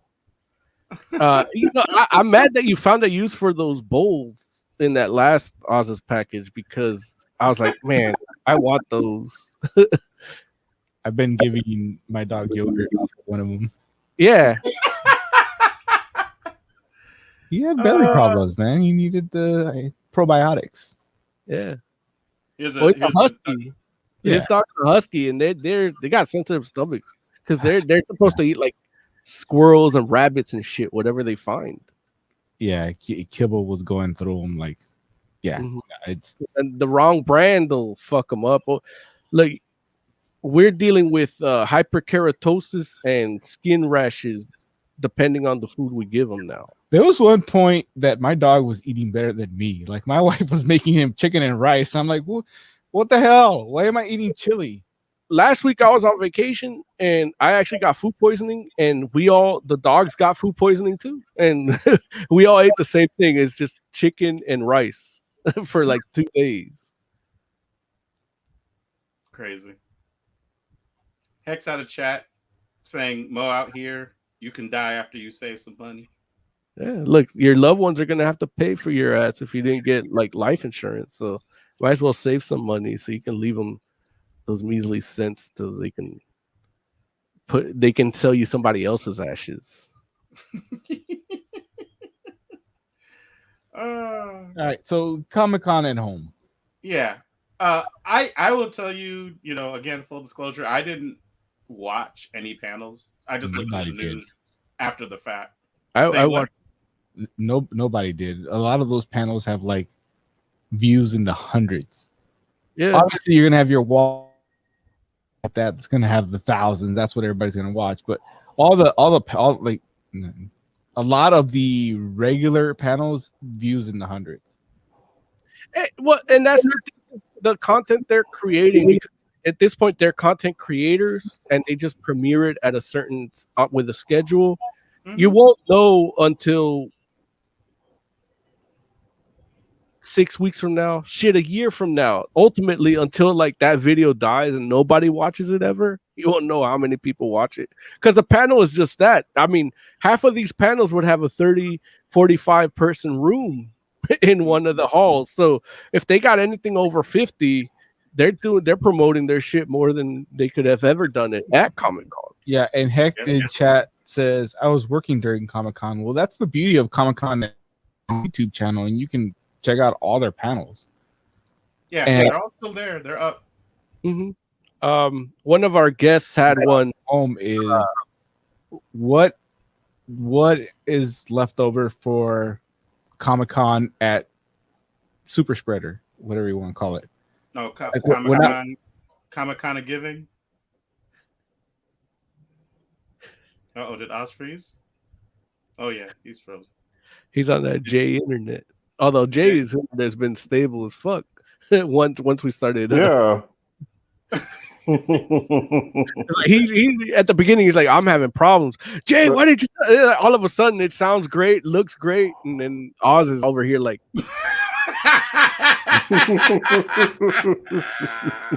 Sorry, Oz. Well, no, I went to a couple panels. What'd you watch? Like, I watched the Teenage Euthanasia panel. Was that good? It was interesting. Like, I gotta see how it turns out, but I'll give it a watch. And I saw that. I started watching the Mortal Kombat Legends, whatever the next movie is called. Yeah. But those guys were kind of boring, so I kind of just stopped and Was it like fast any of the forward to see if cast? there was any footage. Mm-hmm. It was Raiden. Shit, he's the only cast member I remember offhand. Okay. But it was like Everybody the director, writer. I think there was a couple more cast members, but I don't remember. Tiger But they Claw didn't one. show footage, so. Say again? Oh no, Tiger Claw wanted to see if you saw the panel for Samurai Rabbit, the Usagi Chronicle. They showed a preview of the series, and that's actually on my watch. didn't. Yeah. No, I completely missed that, unfortunately. Like, I hope it's still up. I'll check it out as It's soon as still my up. internet comes back. And I did watch the Amphibia and Owl House had a crossover panel, Yeah. which was amazing. Was it? Okay. I was Um, gonna watch it just to tell you about it in case you missed it during this segment, and then I didn't get to. Yeah, Wendy Malick, she was just precious. Like, she's over there dropping like casual swears that they have to keep like bleeping out. It's like, oh my god, so awesome. And they did like a little skit at the end, like a table read skit where Owl House, where they do like a crossover segment, and it was like not as heavily censored as like they normally are. Like, they were able to get away with a little bit of stuff, and yeah, it was just a fun experience.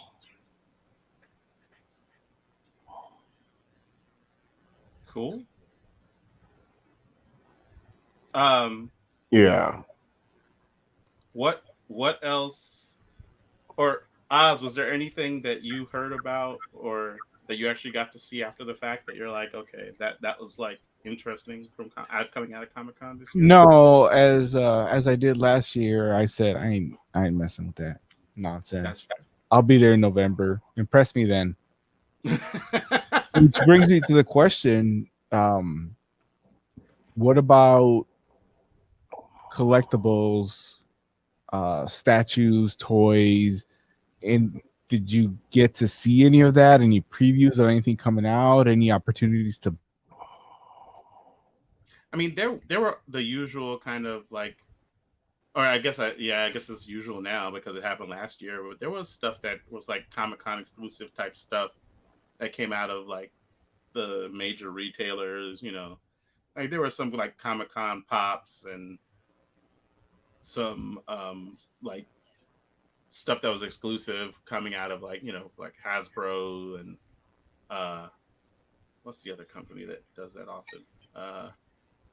But I mean, for me, there wasn't anything that really like floored me where I was like, oh man, I really wish I could have that. But I wasn't paying as much attention to it as usual. You know, one thing that did happen was they had a Robotech panel at Comic-Con, and that was something that actually kind of piqued my interest just because you know, the rights for all that stuff has been like in friggin' legal limbo for the longest time. And earlier this year, the rights finally got like worked out between friggin' who are it's Harmony Gold and can't think of, but the people that own Macross basically. And so now like Robotech's basically gonna get distributed for the first time in I want to say like 20, 30 years on streaming, like as Robotech. So If I could buy it on Amazon, that's cool. I mean, I think you can buy some, like you can buy maybe some stuff, but because the rights are figured out now, like there's a whole bunch of merchandise that you can get that, you know, which is like, and like under the Robotech name, which is what hasn't happened. I mean, just the show. No, I know what you mean. Like if I could buy the show. Yep. Which Like, actually, I'm- it's weird because it was on sale. Like it only just left Amazon like a few months ago. Robotech? Mm-hmm. Oh, okay. Hey, I don't know. Look, I don't know how. Yeah, I wanted that's to gonna get the work. remastered. They had the remastered edition Okay. for the first 3 arcs, and I didn't buy them because they were selling them like one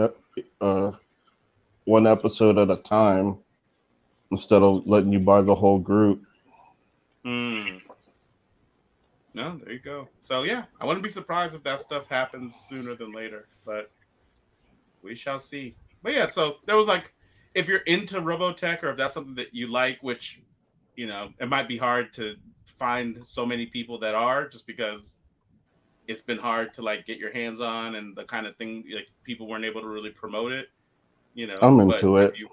if you're into it, I am too. Like there's a whole bunch of like little cool things, whether they showed some actually hold on, let me see if I can pull some stuff up. Like they have these little Oh, I like- hope they re-released the game. you know what? I think they did mention that there is a game that's coming, but it's like a remaster of something else that's coming soon, but it's not like a new game. But it's a remaster of the old game, right? The one that was like on GameCube. I don't think it was that one. I think it was actually like a Game Boy Color game they were talking about. Oh, the game, I want the, the game that PlayStation one where you die at the end. I think that's the one that was on GameCube too, or it might have been on PlayStation. The one that was on GameCube was Battle Cry, I think. Right. And that one was like a. I think that's on the Switch already. Is it? Oh no, I'm wrong. I'm talking about I'm the wrong. cell shaded one. Yeah, you know what? No, I'm wrong. That's the one you're talking about, Mo. I'm sorry, that's not on it. I think it's a different one. I think they have a. They have the when I was talking about the Game Boy Color one, and it's just remastered or something. I can't remember what that one's called. Like this is like one of the things that they're talking about here, with that they like this is like a little model with friggin' Roy's Veritech, like him in the cockpit, and they have one of like this, and they have one with Rick Hunter, and you know, so like that's like I'm just like little like things like He this. went Like, out like a G. he did, but there haven't been things like this really, like, or very little like this released, just because, you know, you couldn't, like, people technically were afraid to get sued and all that kind of stuff. But Yeah, but if you don't know Yeah. who has the rights, like who's gonna sue you? Right. Nobody. well, no, but it's like when you say you don't know who has the rights, it's not that nobody. It is that the rights are being disputed. Yeah. So it's not that, oh, we don't know. Nobody knows who owns it. It's multiple people say they own it. So you might get sued by a whole bunch of different people. Like Like, you technically, might get permission from one person, and they're like, "Yeah, no, I got this," and then Yeah. somebody's like, "Why? Hey, you don't have permission to do that." and then they sue you and stop you just because they can, And if the people disputing it are smart, they'll sue you. Like you'll get sued 4 times. Yeah. Just to make sure, like, because that'll help them in their case. Because it's like, oh, I fought for it because I know I'm the rightful owner, Right. But if you don't, you make some cool shit and make some money. Yeah. Yeah. So having experienced Comic-Con at home, what expectations do you have for real Comic-Con, live Comic-Con? I don't even know what to call it these days. The one that's happening like later this year? Yeah. I don't know, man. Look, you all know me. I'm usually the optimistic one. I don't know that I have any expectations for but before we started getting into this whole Delta thing, I might have had a little bit higher hopes, but now I'm just like, I don't know, man. I don't know, Oz. I want there's a, me, in my heart, I want to say to you, Oz, is going to be awesome, and I think it's a bad idea for it to happen, but I still think I'm worried that I'm gonna miss it because it's gonna be this great thing. Look, this Delta's got my hopes up. Like it might be like the old days where it's me and like real fans, not this nonsense I've had for the last few years. That's what I was gonna say. Where it's like it's gonna be a good place to spend money because it's gonna be essentially like a huge dealer's room, and artists that need to get paid are gonna be there. Look, I might get a white cover for $40. I am definitely showing up with a pocket full of Biden checks. ready to start slinging it around. Like I'm gonna be the belle of the ball in the artist alley. You're gonna handle your wad. Yeah, freaking. Even Dan Jurgens will recognize me. Look, they might let us into the parties again. I don't know, Convention season is in the winter now because C2E2 is in December this year. Well, they're doing that because that's how they can say, "Oh, we do it here, pay money, and then postpone it if they need to." I know a lot of my concerts got they're starting in October, and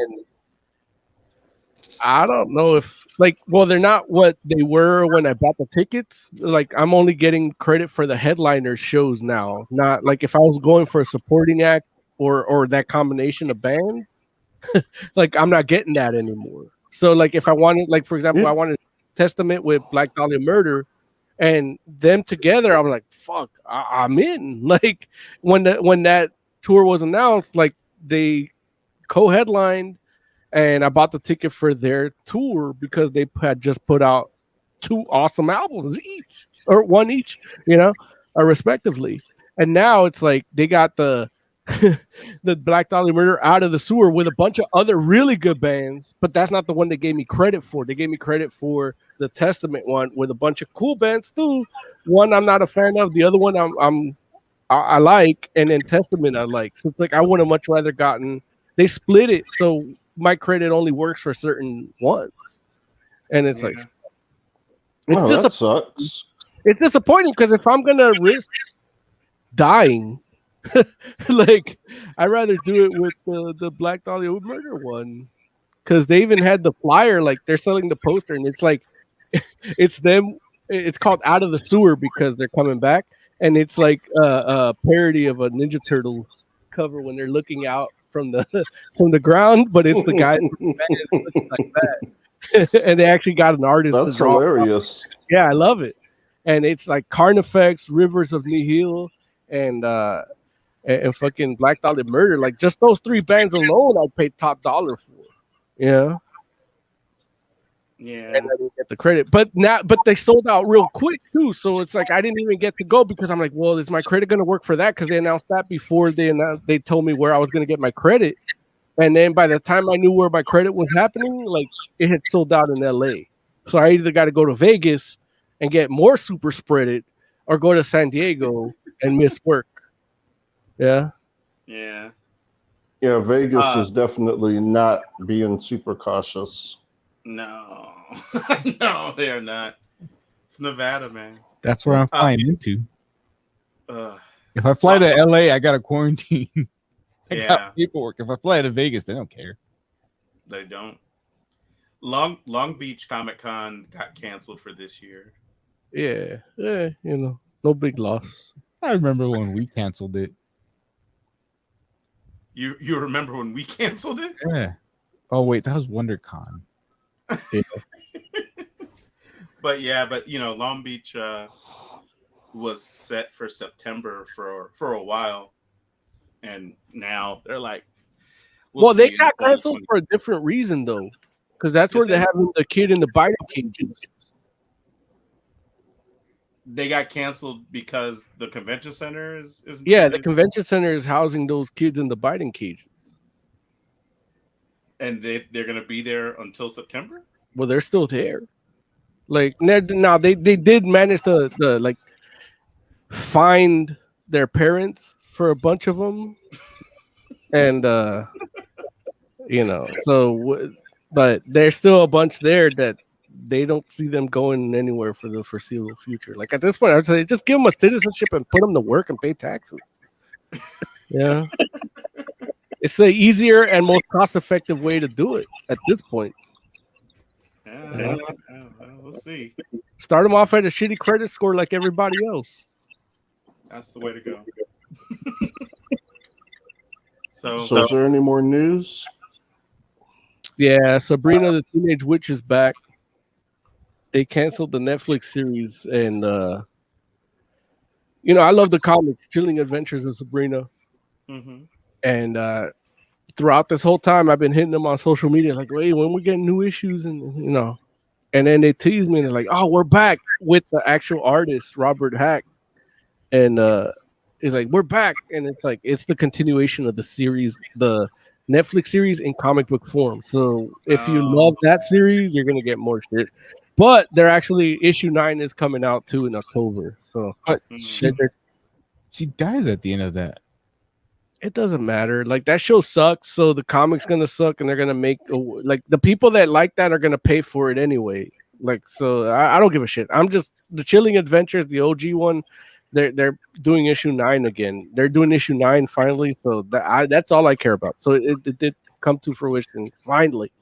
I'm just mad that they never told me like, don't worry about it. It's coming back. Like they just ignored me. Like I didn't pay them money for gratification. It's messed up. Yeah, but that's that. And then back to the Comic-Con at home. I didn't get. I watched the. What's the other one? What's that shit that I watched? It's the Great North panel.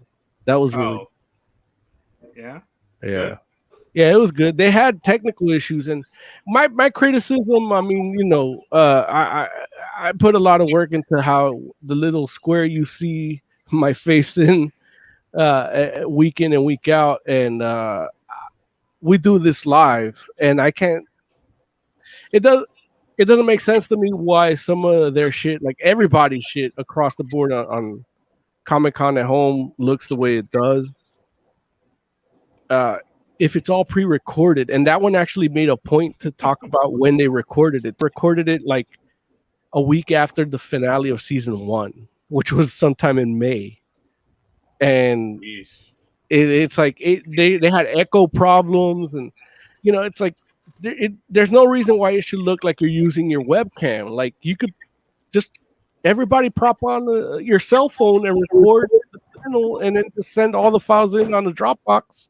And then pay somebody, whatever, 12, 18, whatever the minimum wage is to just paste it all together, and make it look good. Like the Doctor Who panel was amazing because they actually made a set and it looked like an Entertainment Tonight, like off studio interview, like they do in the news segments, And so there were people that were in the same room. Yeah, they were in the same room in like the director chairs with the canvas and the wood. They were all in the same chair.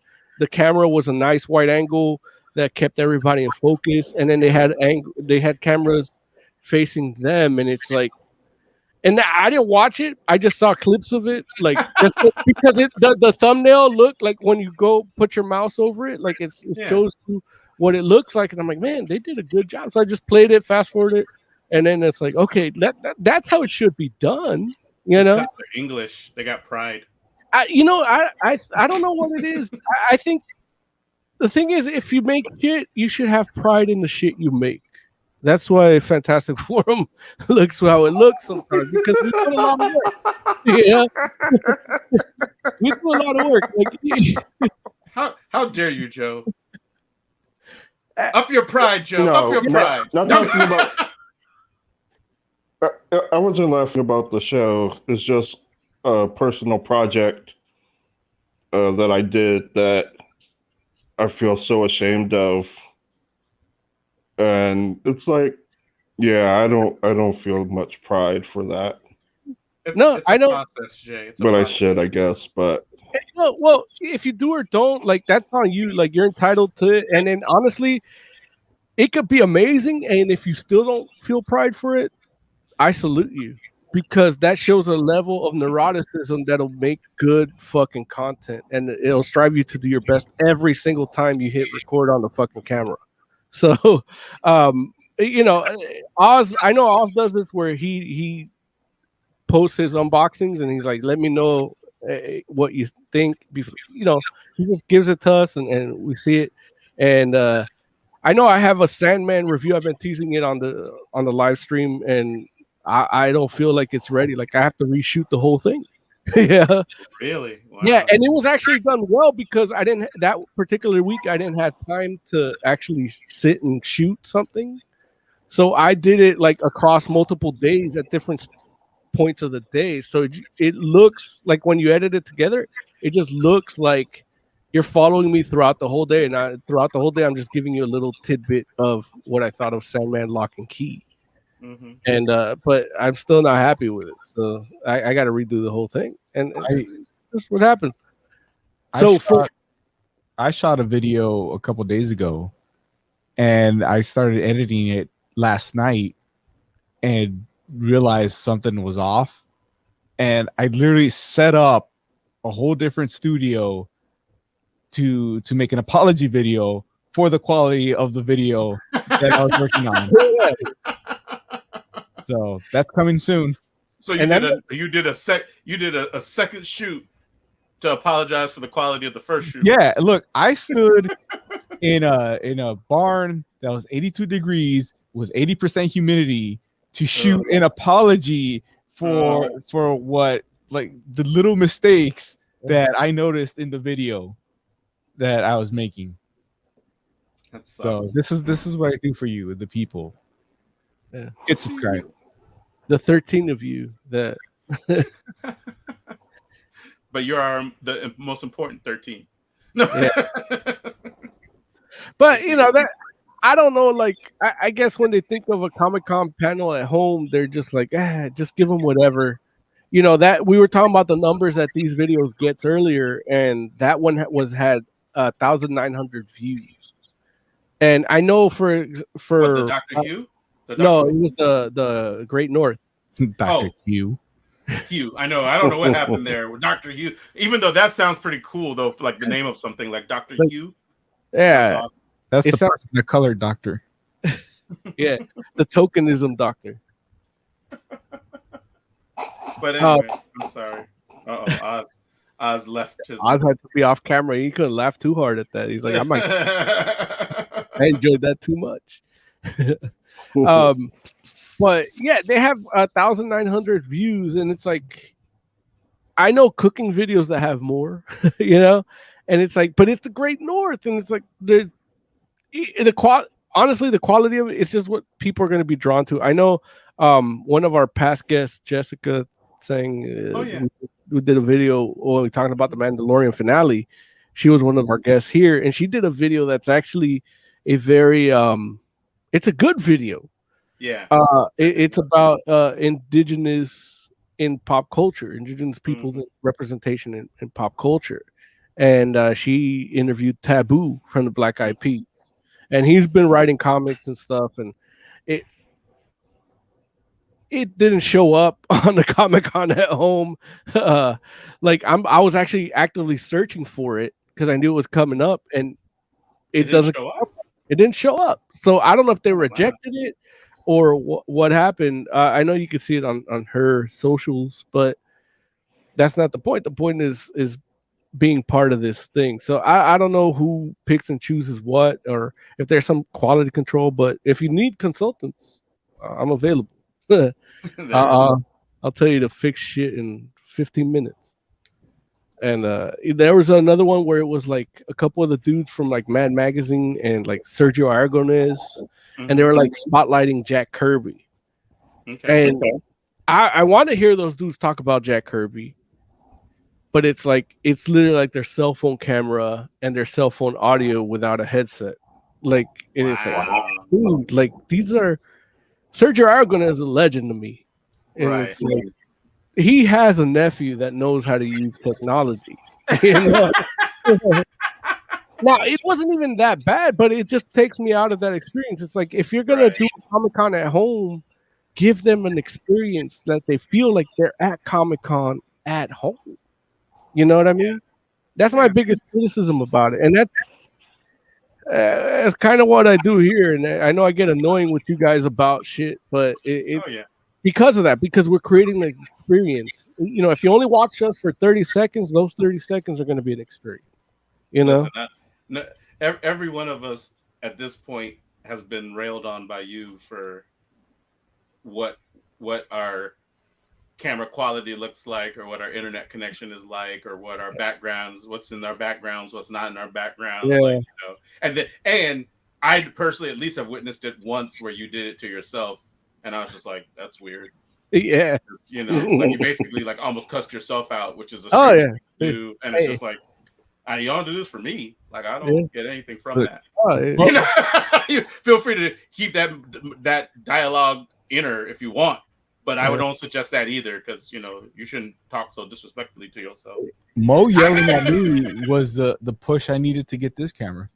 I was on the fence, and then he like yelled at me in text. I'm like, okay, well then I guess I'm buying it.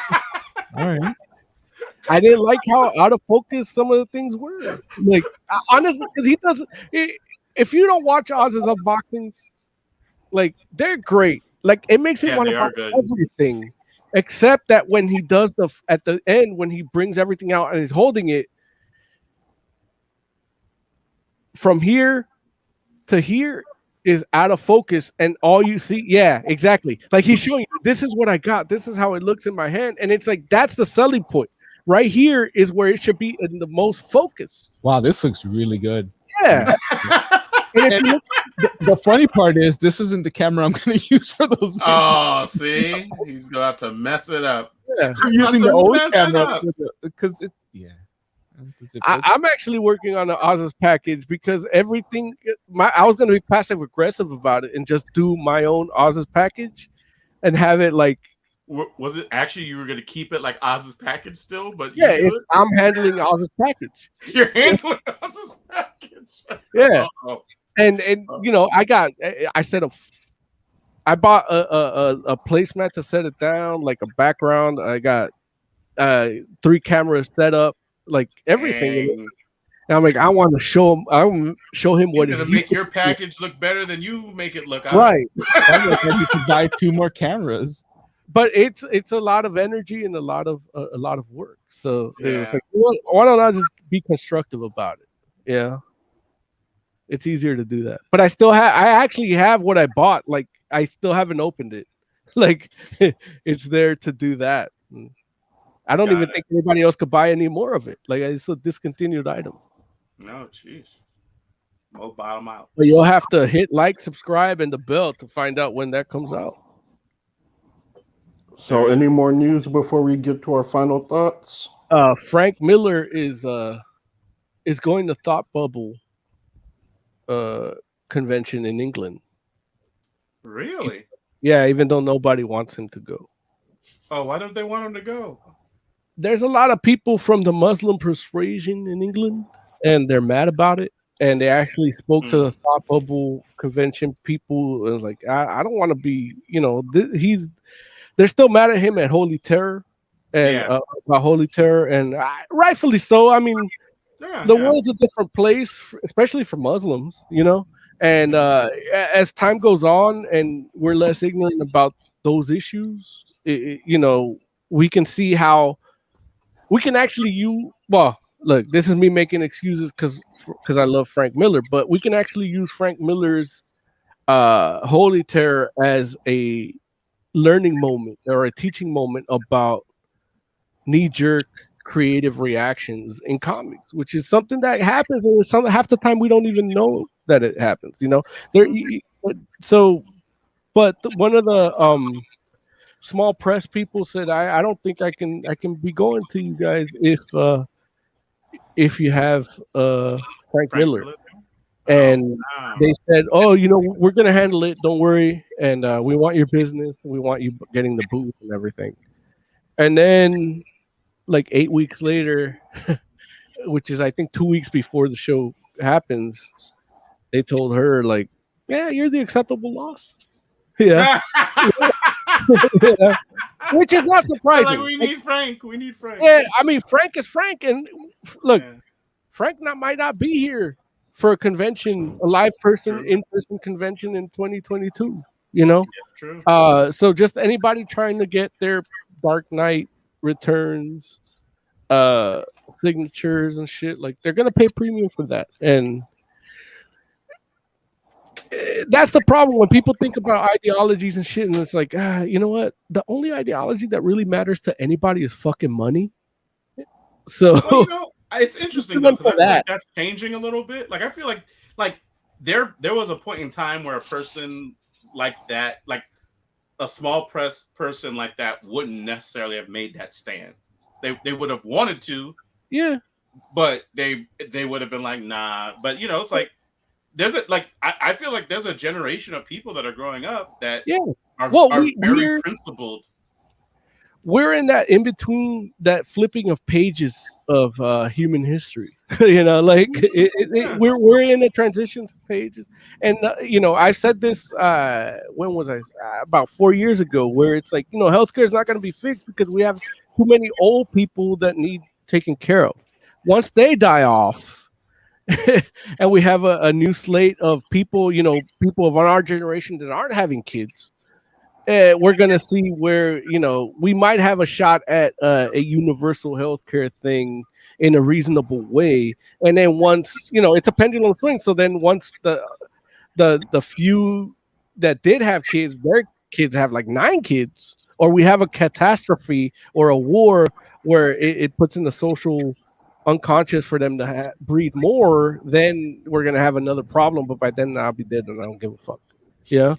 So it's just that's where we're at with this too. It's like, yeah, the society is changing. Like the portrayal of Arab people, I'm not even saying Muslim because of religion, just Arab people or people of color in media is changing. Like they're not your liquor store owners anymore.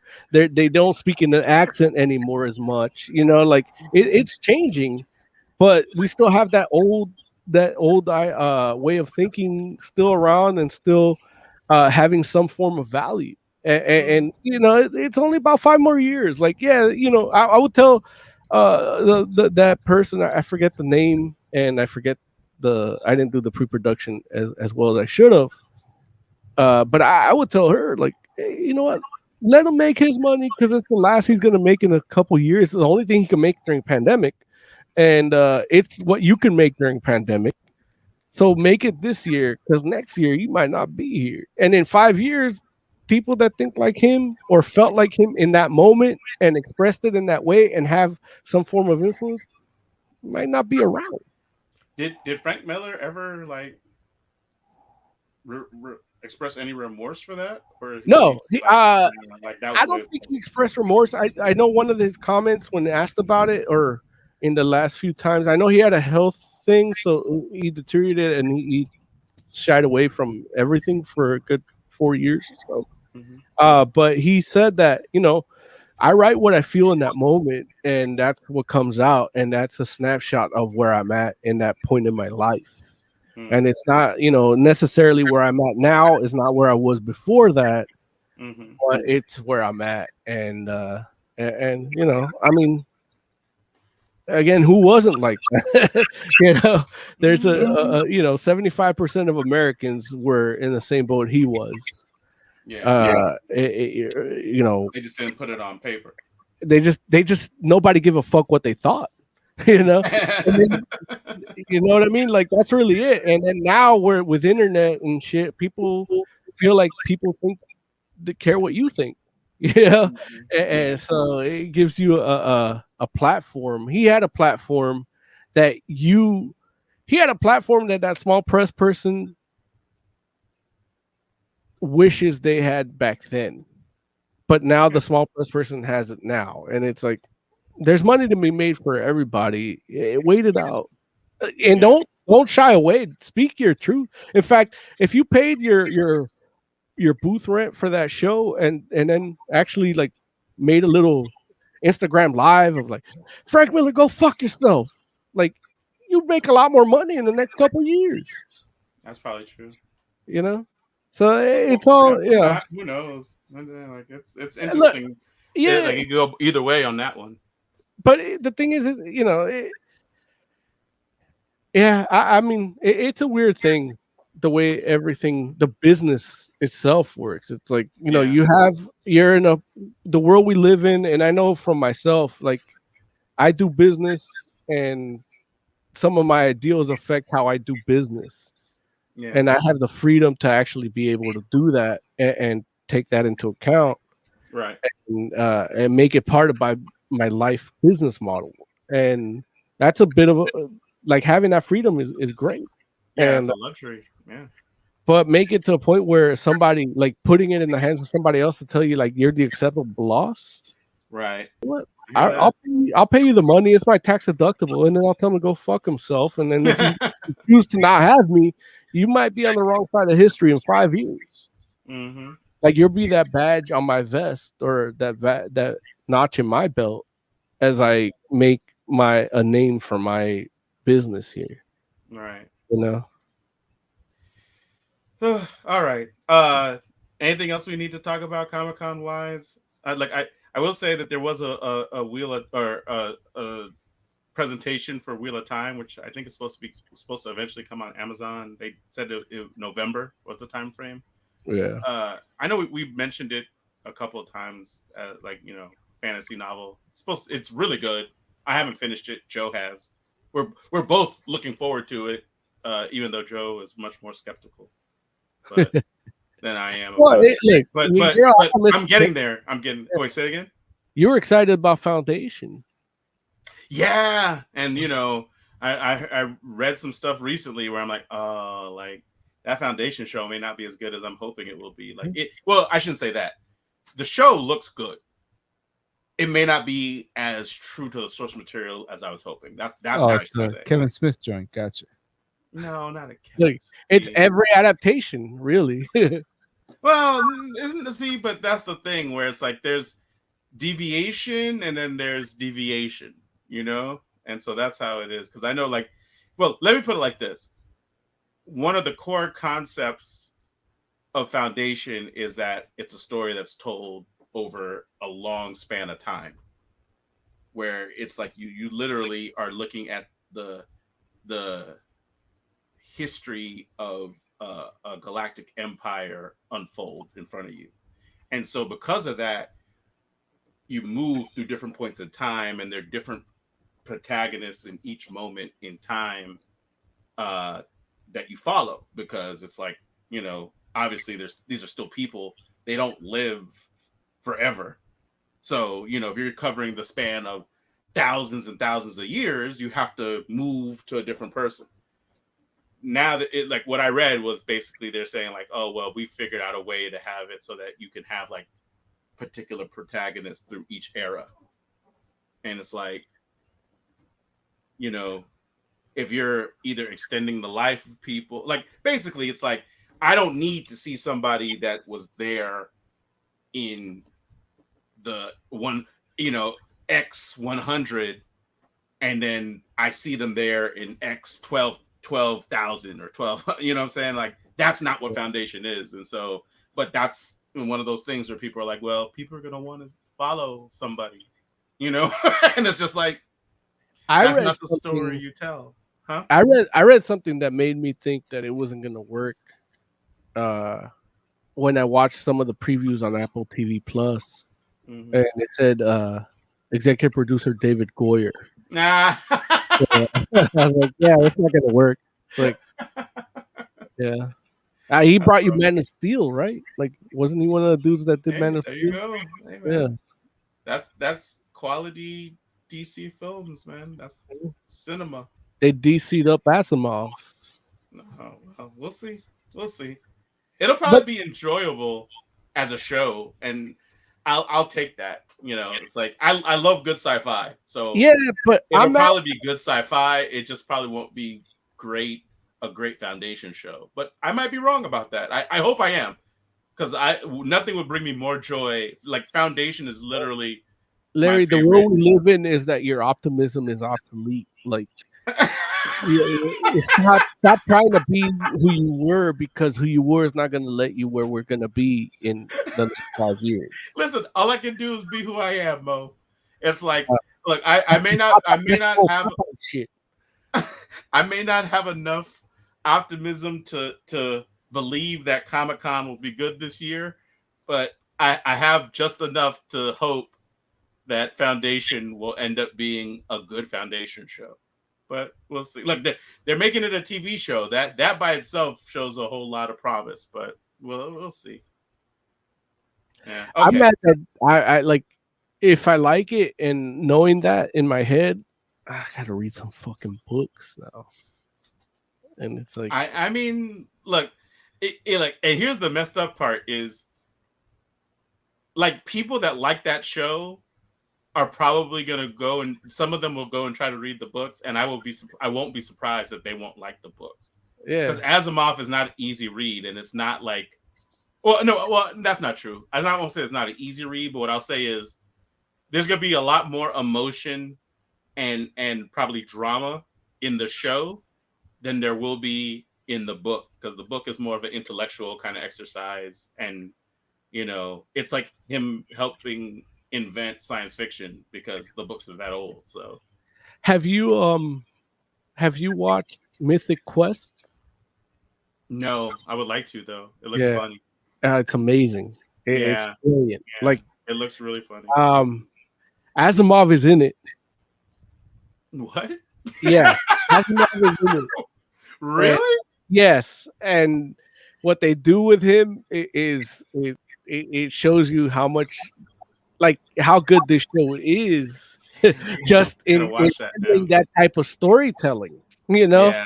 and you know, equating it to the video game industry, and you know, I know, like, I remember hanging out with Todd McFarlane at that one Comic-Con 13 years ago. We don't have pictures of that because we couldn't afford cameras back then, and our phones didn't take pictures. It's true. Yeah. I you know, the camera I had that guy saying white words in it, and that camera just fried it fried the memory card with it, because it was like Lawyer with the white words. Yeah. lawyer and doctor with the white Right. words. And With the white you know, if you listen to Fantastic Forum, you've heard those words in the past, but yeah, and I remember when we were talking about that 38 Studios game, the Knights of Amalur, and when Todd told us, "Oh yeah, R.A. Salvatore is writing the story," and then Joe's like, Yeah. "Oh man," like, and I think those dudes in Mythic Quest were like standing next to us when we had that conversation, because they built that aspect of the show around the conversation we had of having a literary person make a big MMO type game or role-playing game. And I'm like, I'm watching it and I'm like, dude, like, this, we experienced that aspect of that at the beginning, and then here they show how much of a success it is, but they go back and show you how it came to be and where it could go. And I don't know what season 3 would be like of Mythic Quest the way it ended, but they might need to get like an Asimov type person to write that season and tie it all together. Yeah, That's cool. That's cool to hear. All right, gents, let's get out of here. Let's do some final thoughts. My mouse is dying. Oh no, the mouse is dying. Jay, give me some final thoughts, buddy. So I'm gonna make sure I check out the Samurai Rabbit panel. Hopefully it's still up, so I can check that out. Sounds good. Oscore, final thoughts. We basically talked TV and movies today, but we do comics. We'll probably do comics next week. But if you have some comic that you want us to talk about, check out, let us know in the comments. And if you're a creator with your own independent comic, then let us know. Hey, we'll check it out. We'll give you an honest review. Do I have to put it in the comics, or can I just say it right now?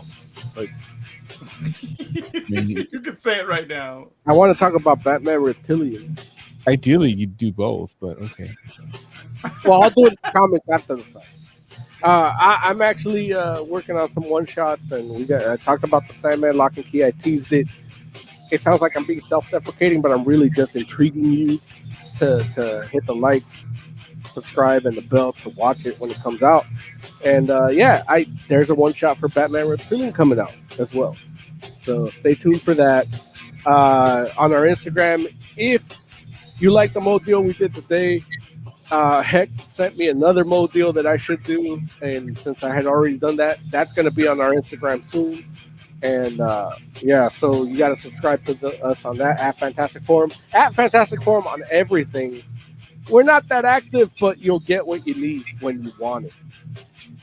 Even when you don't know you want it. Even when you don't want it, we'll give it to you. Oh Till you no. love it. Oh no.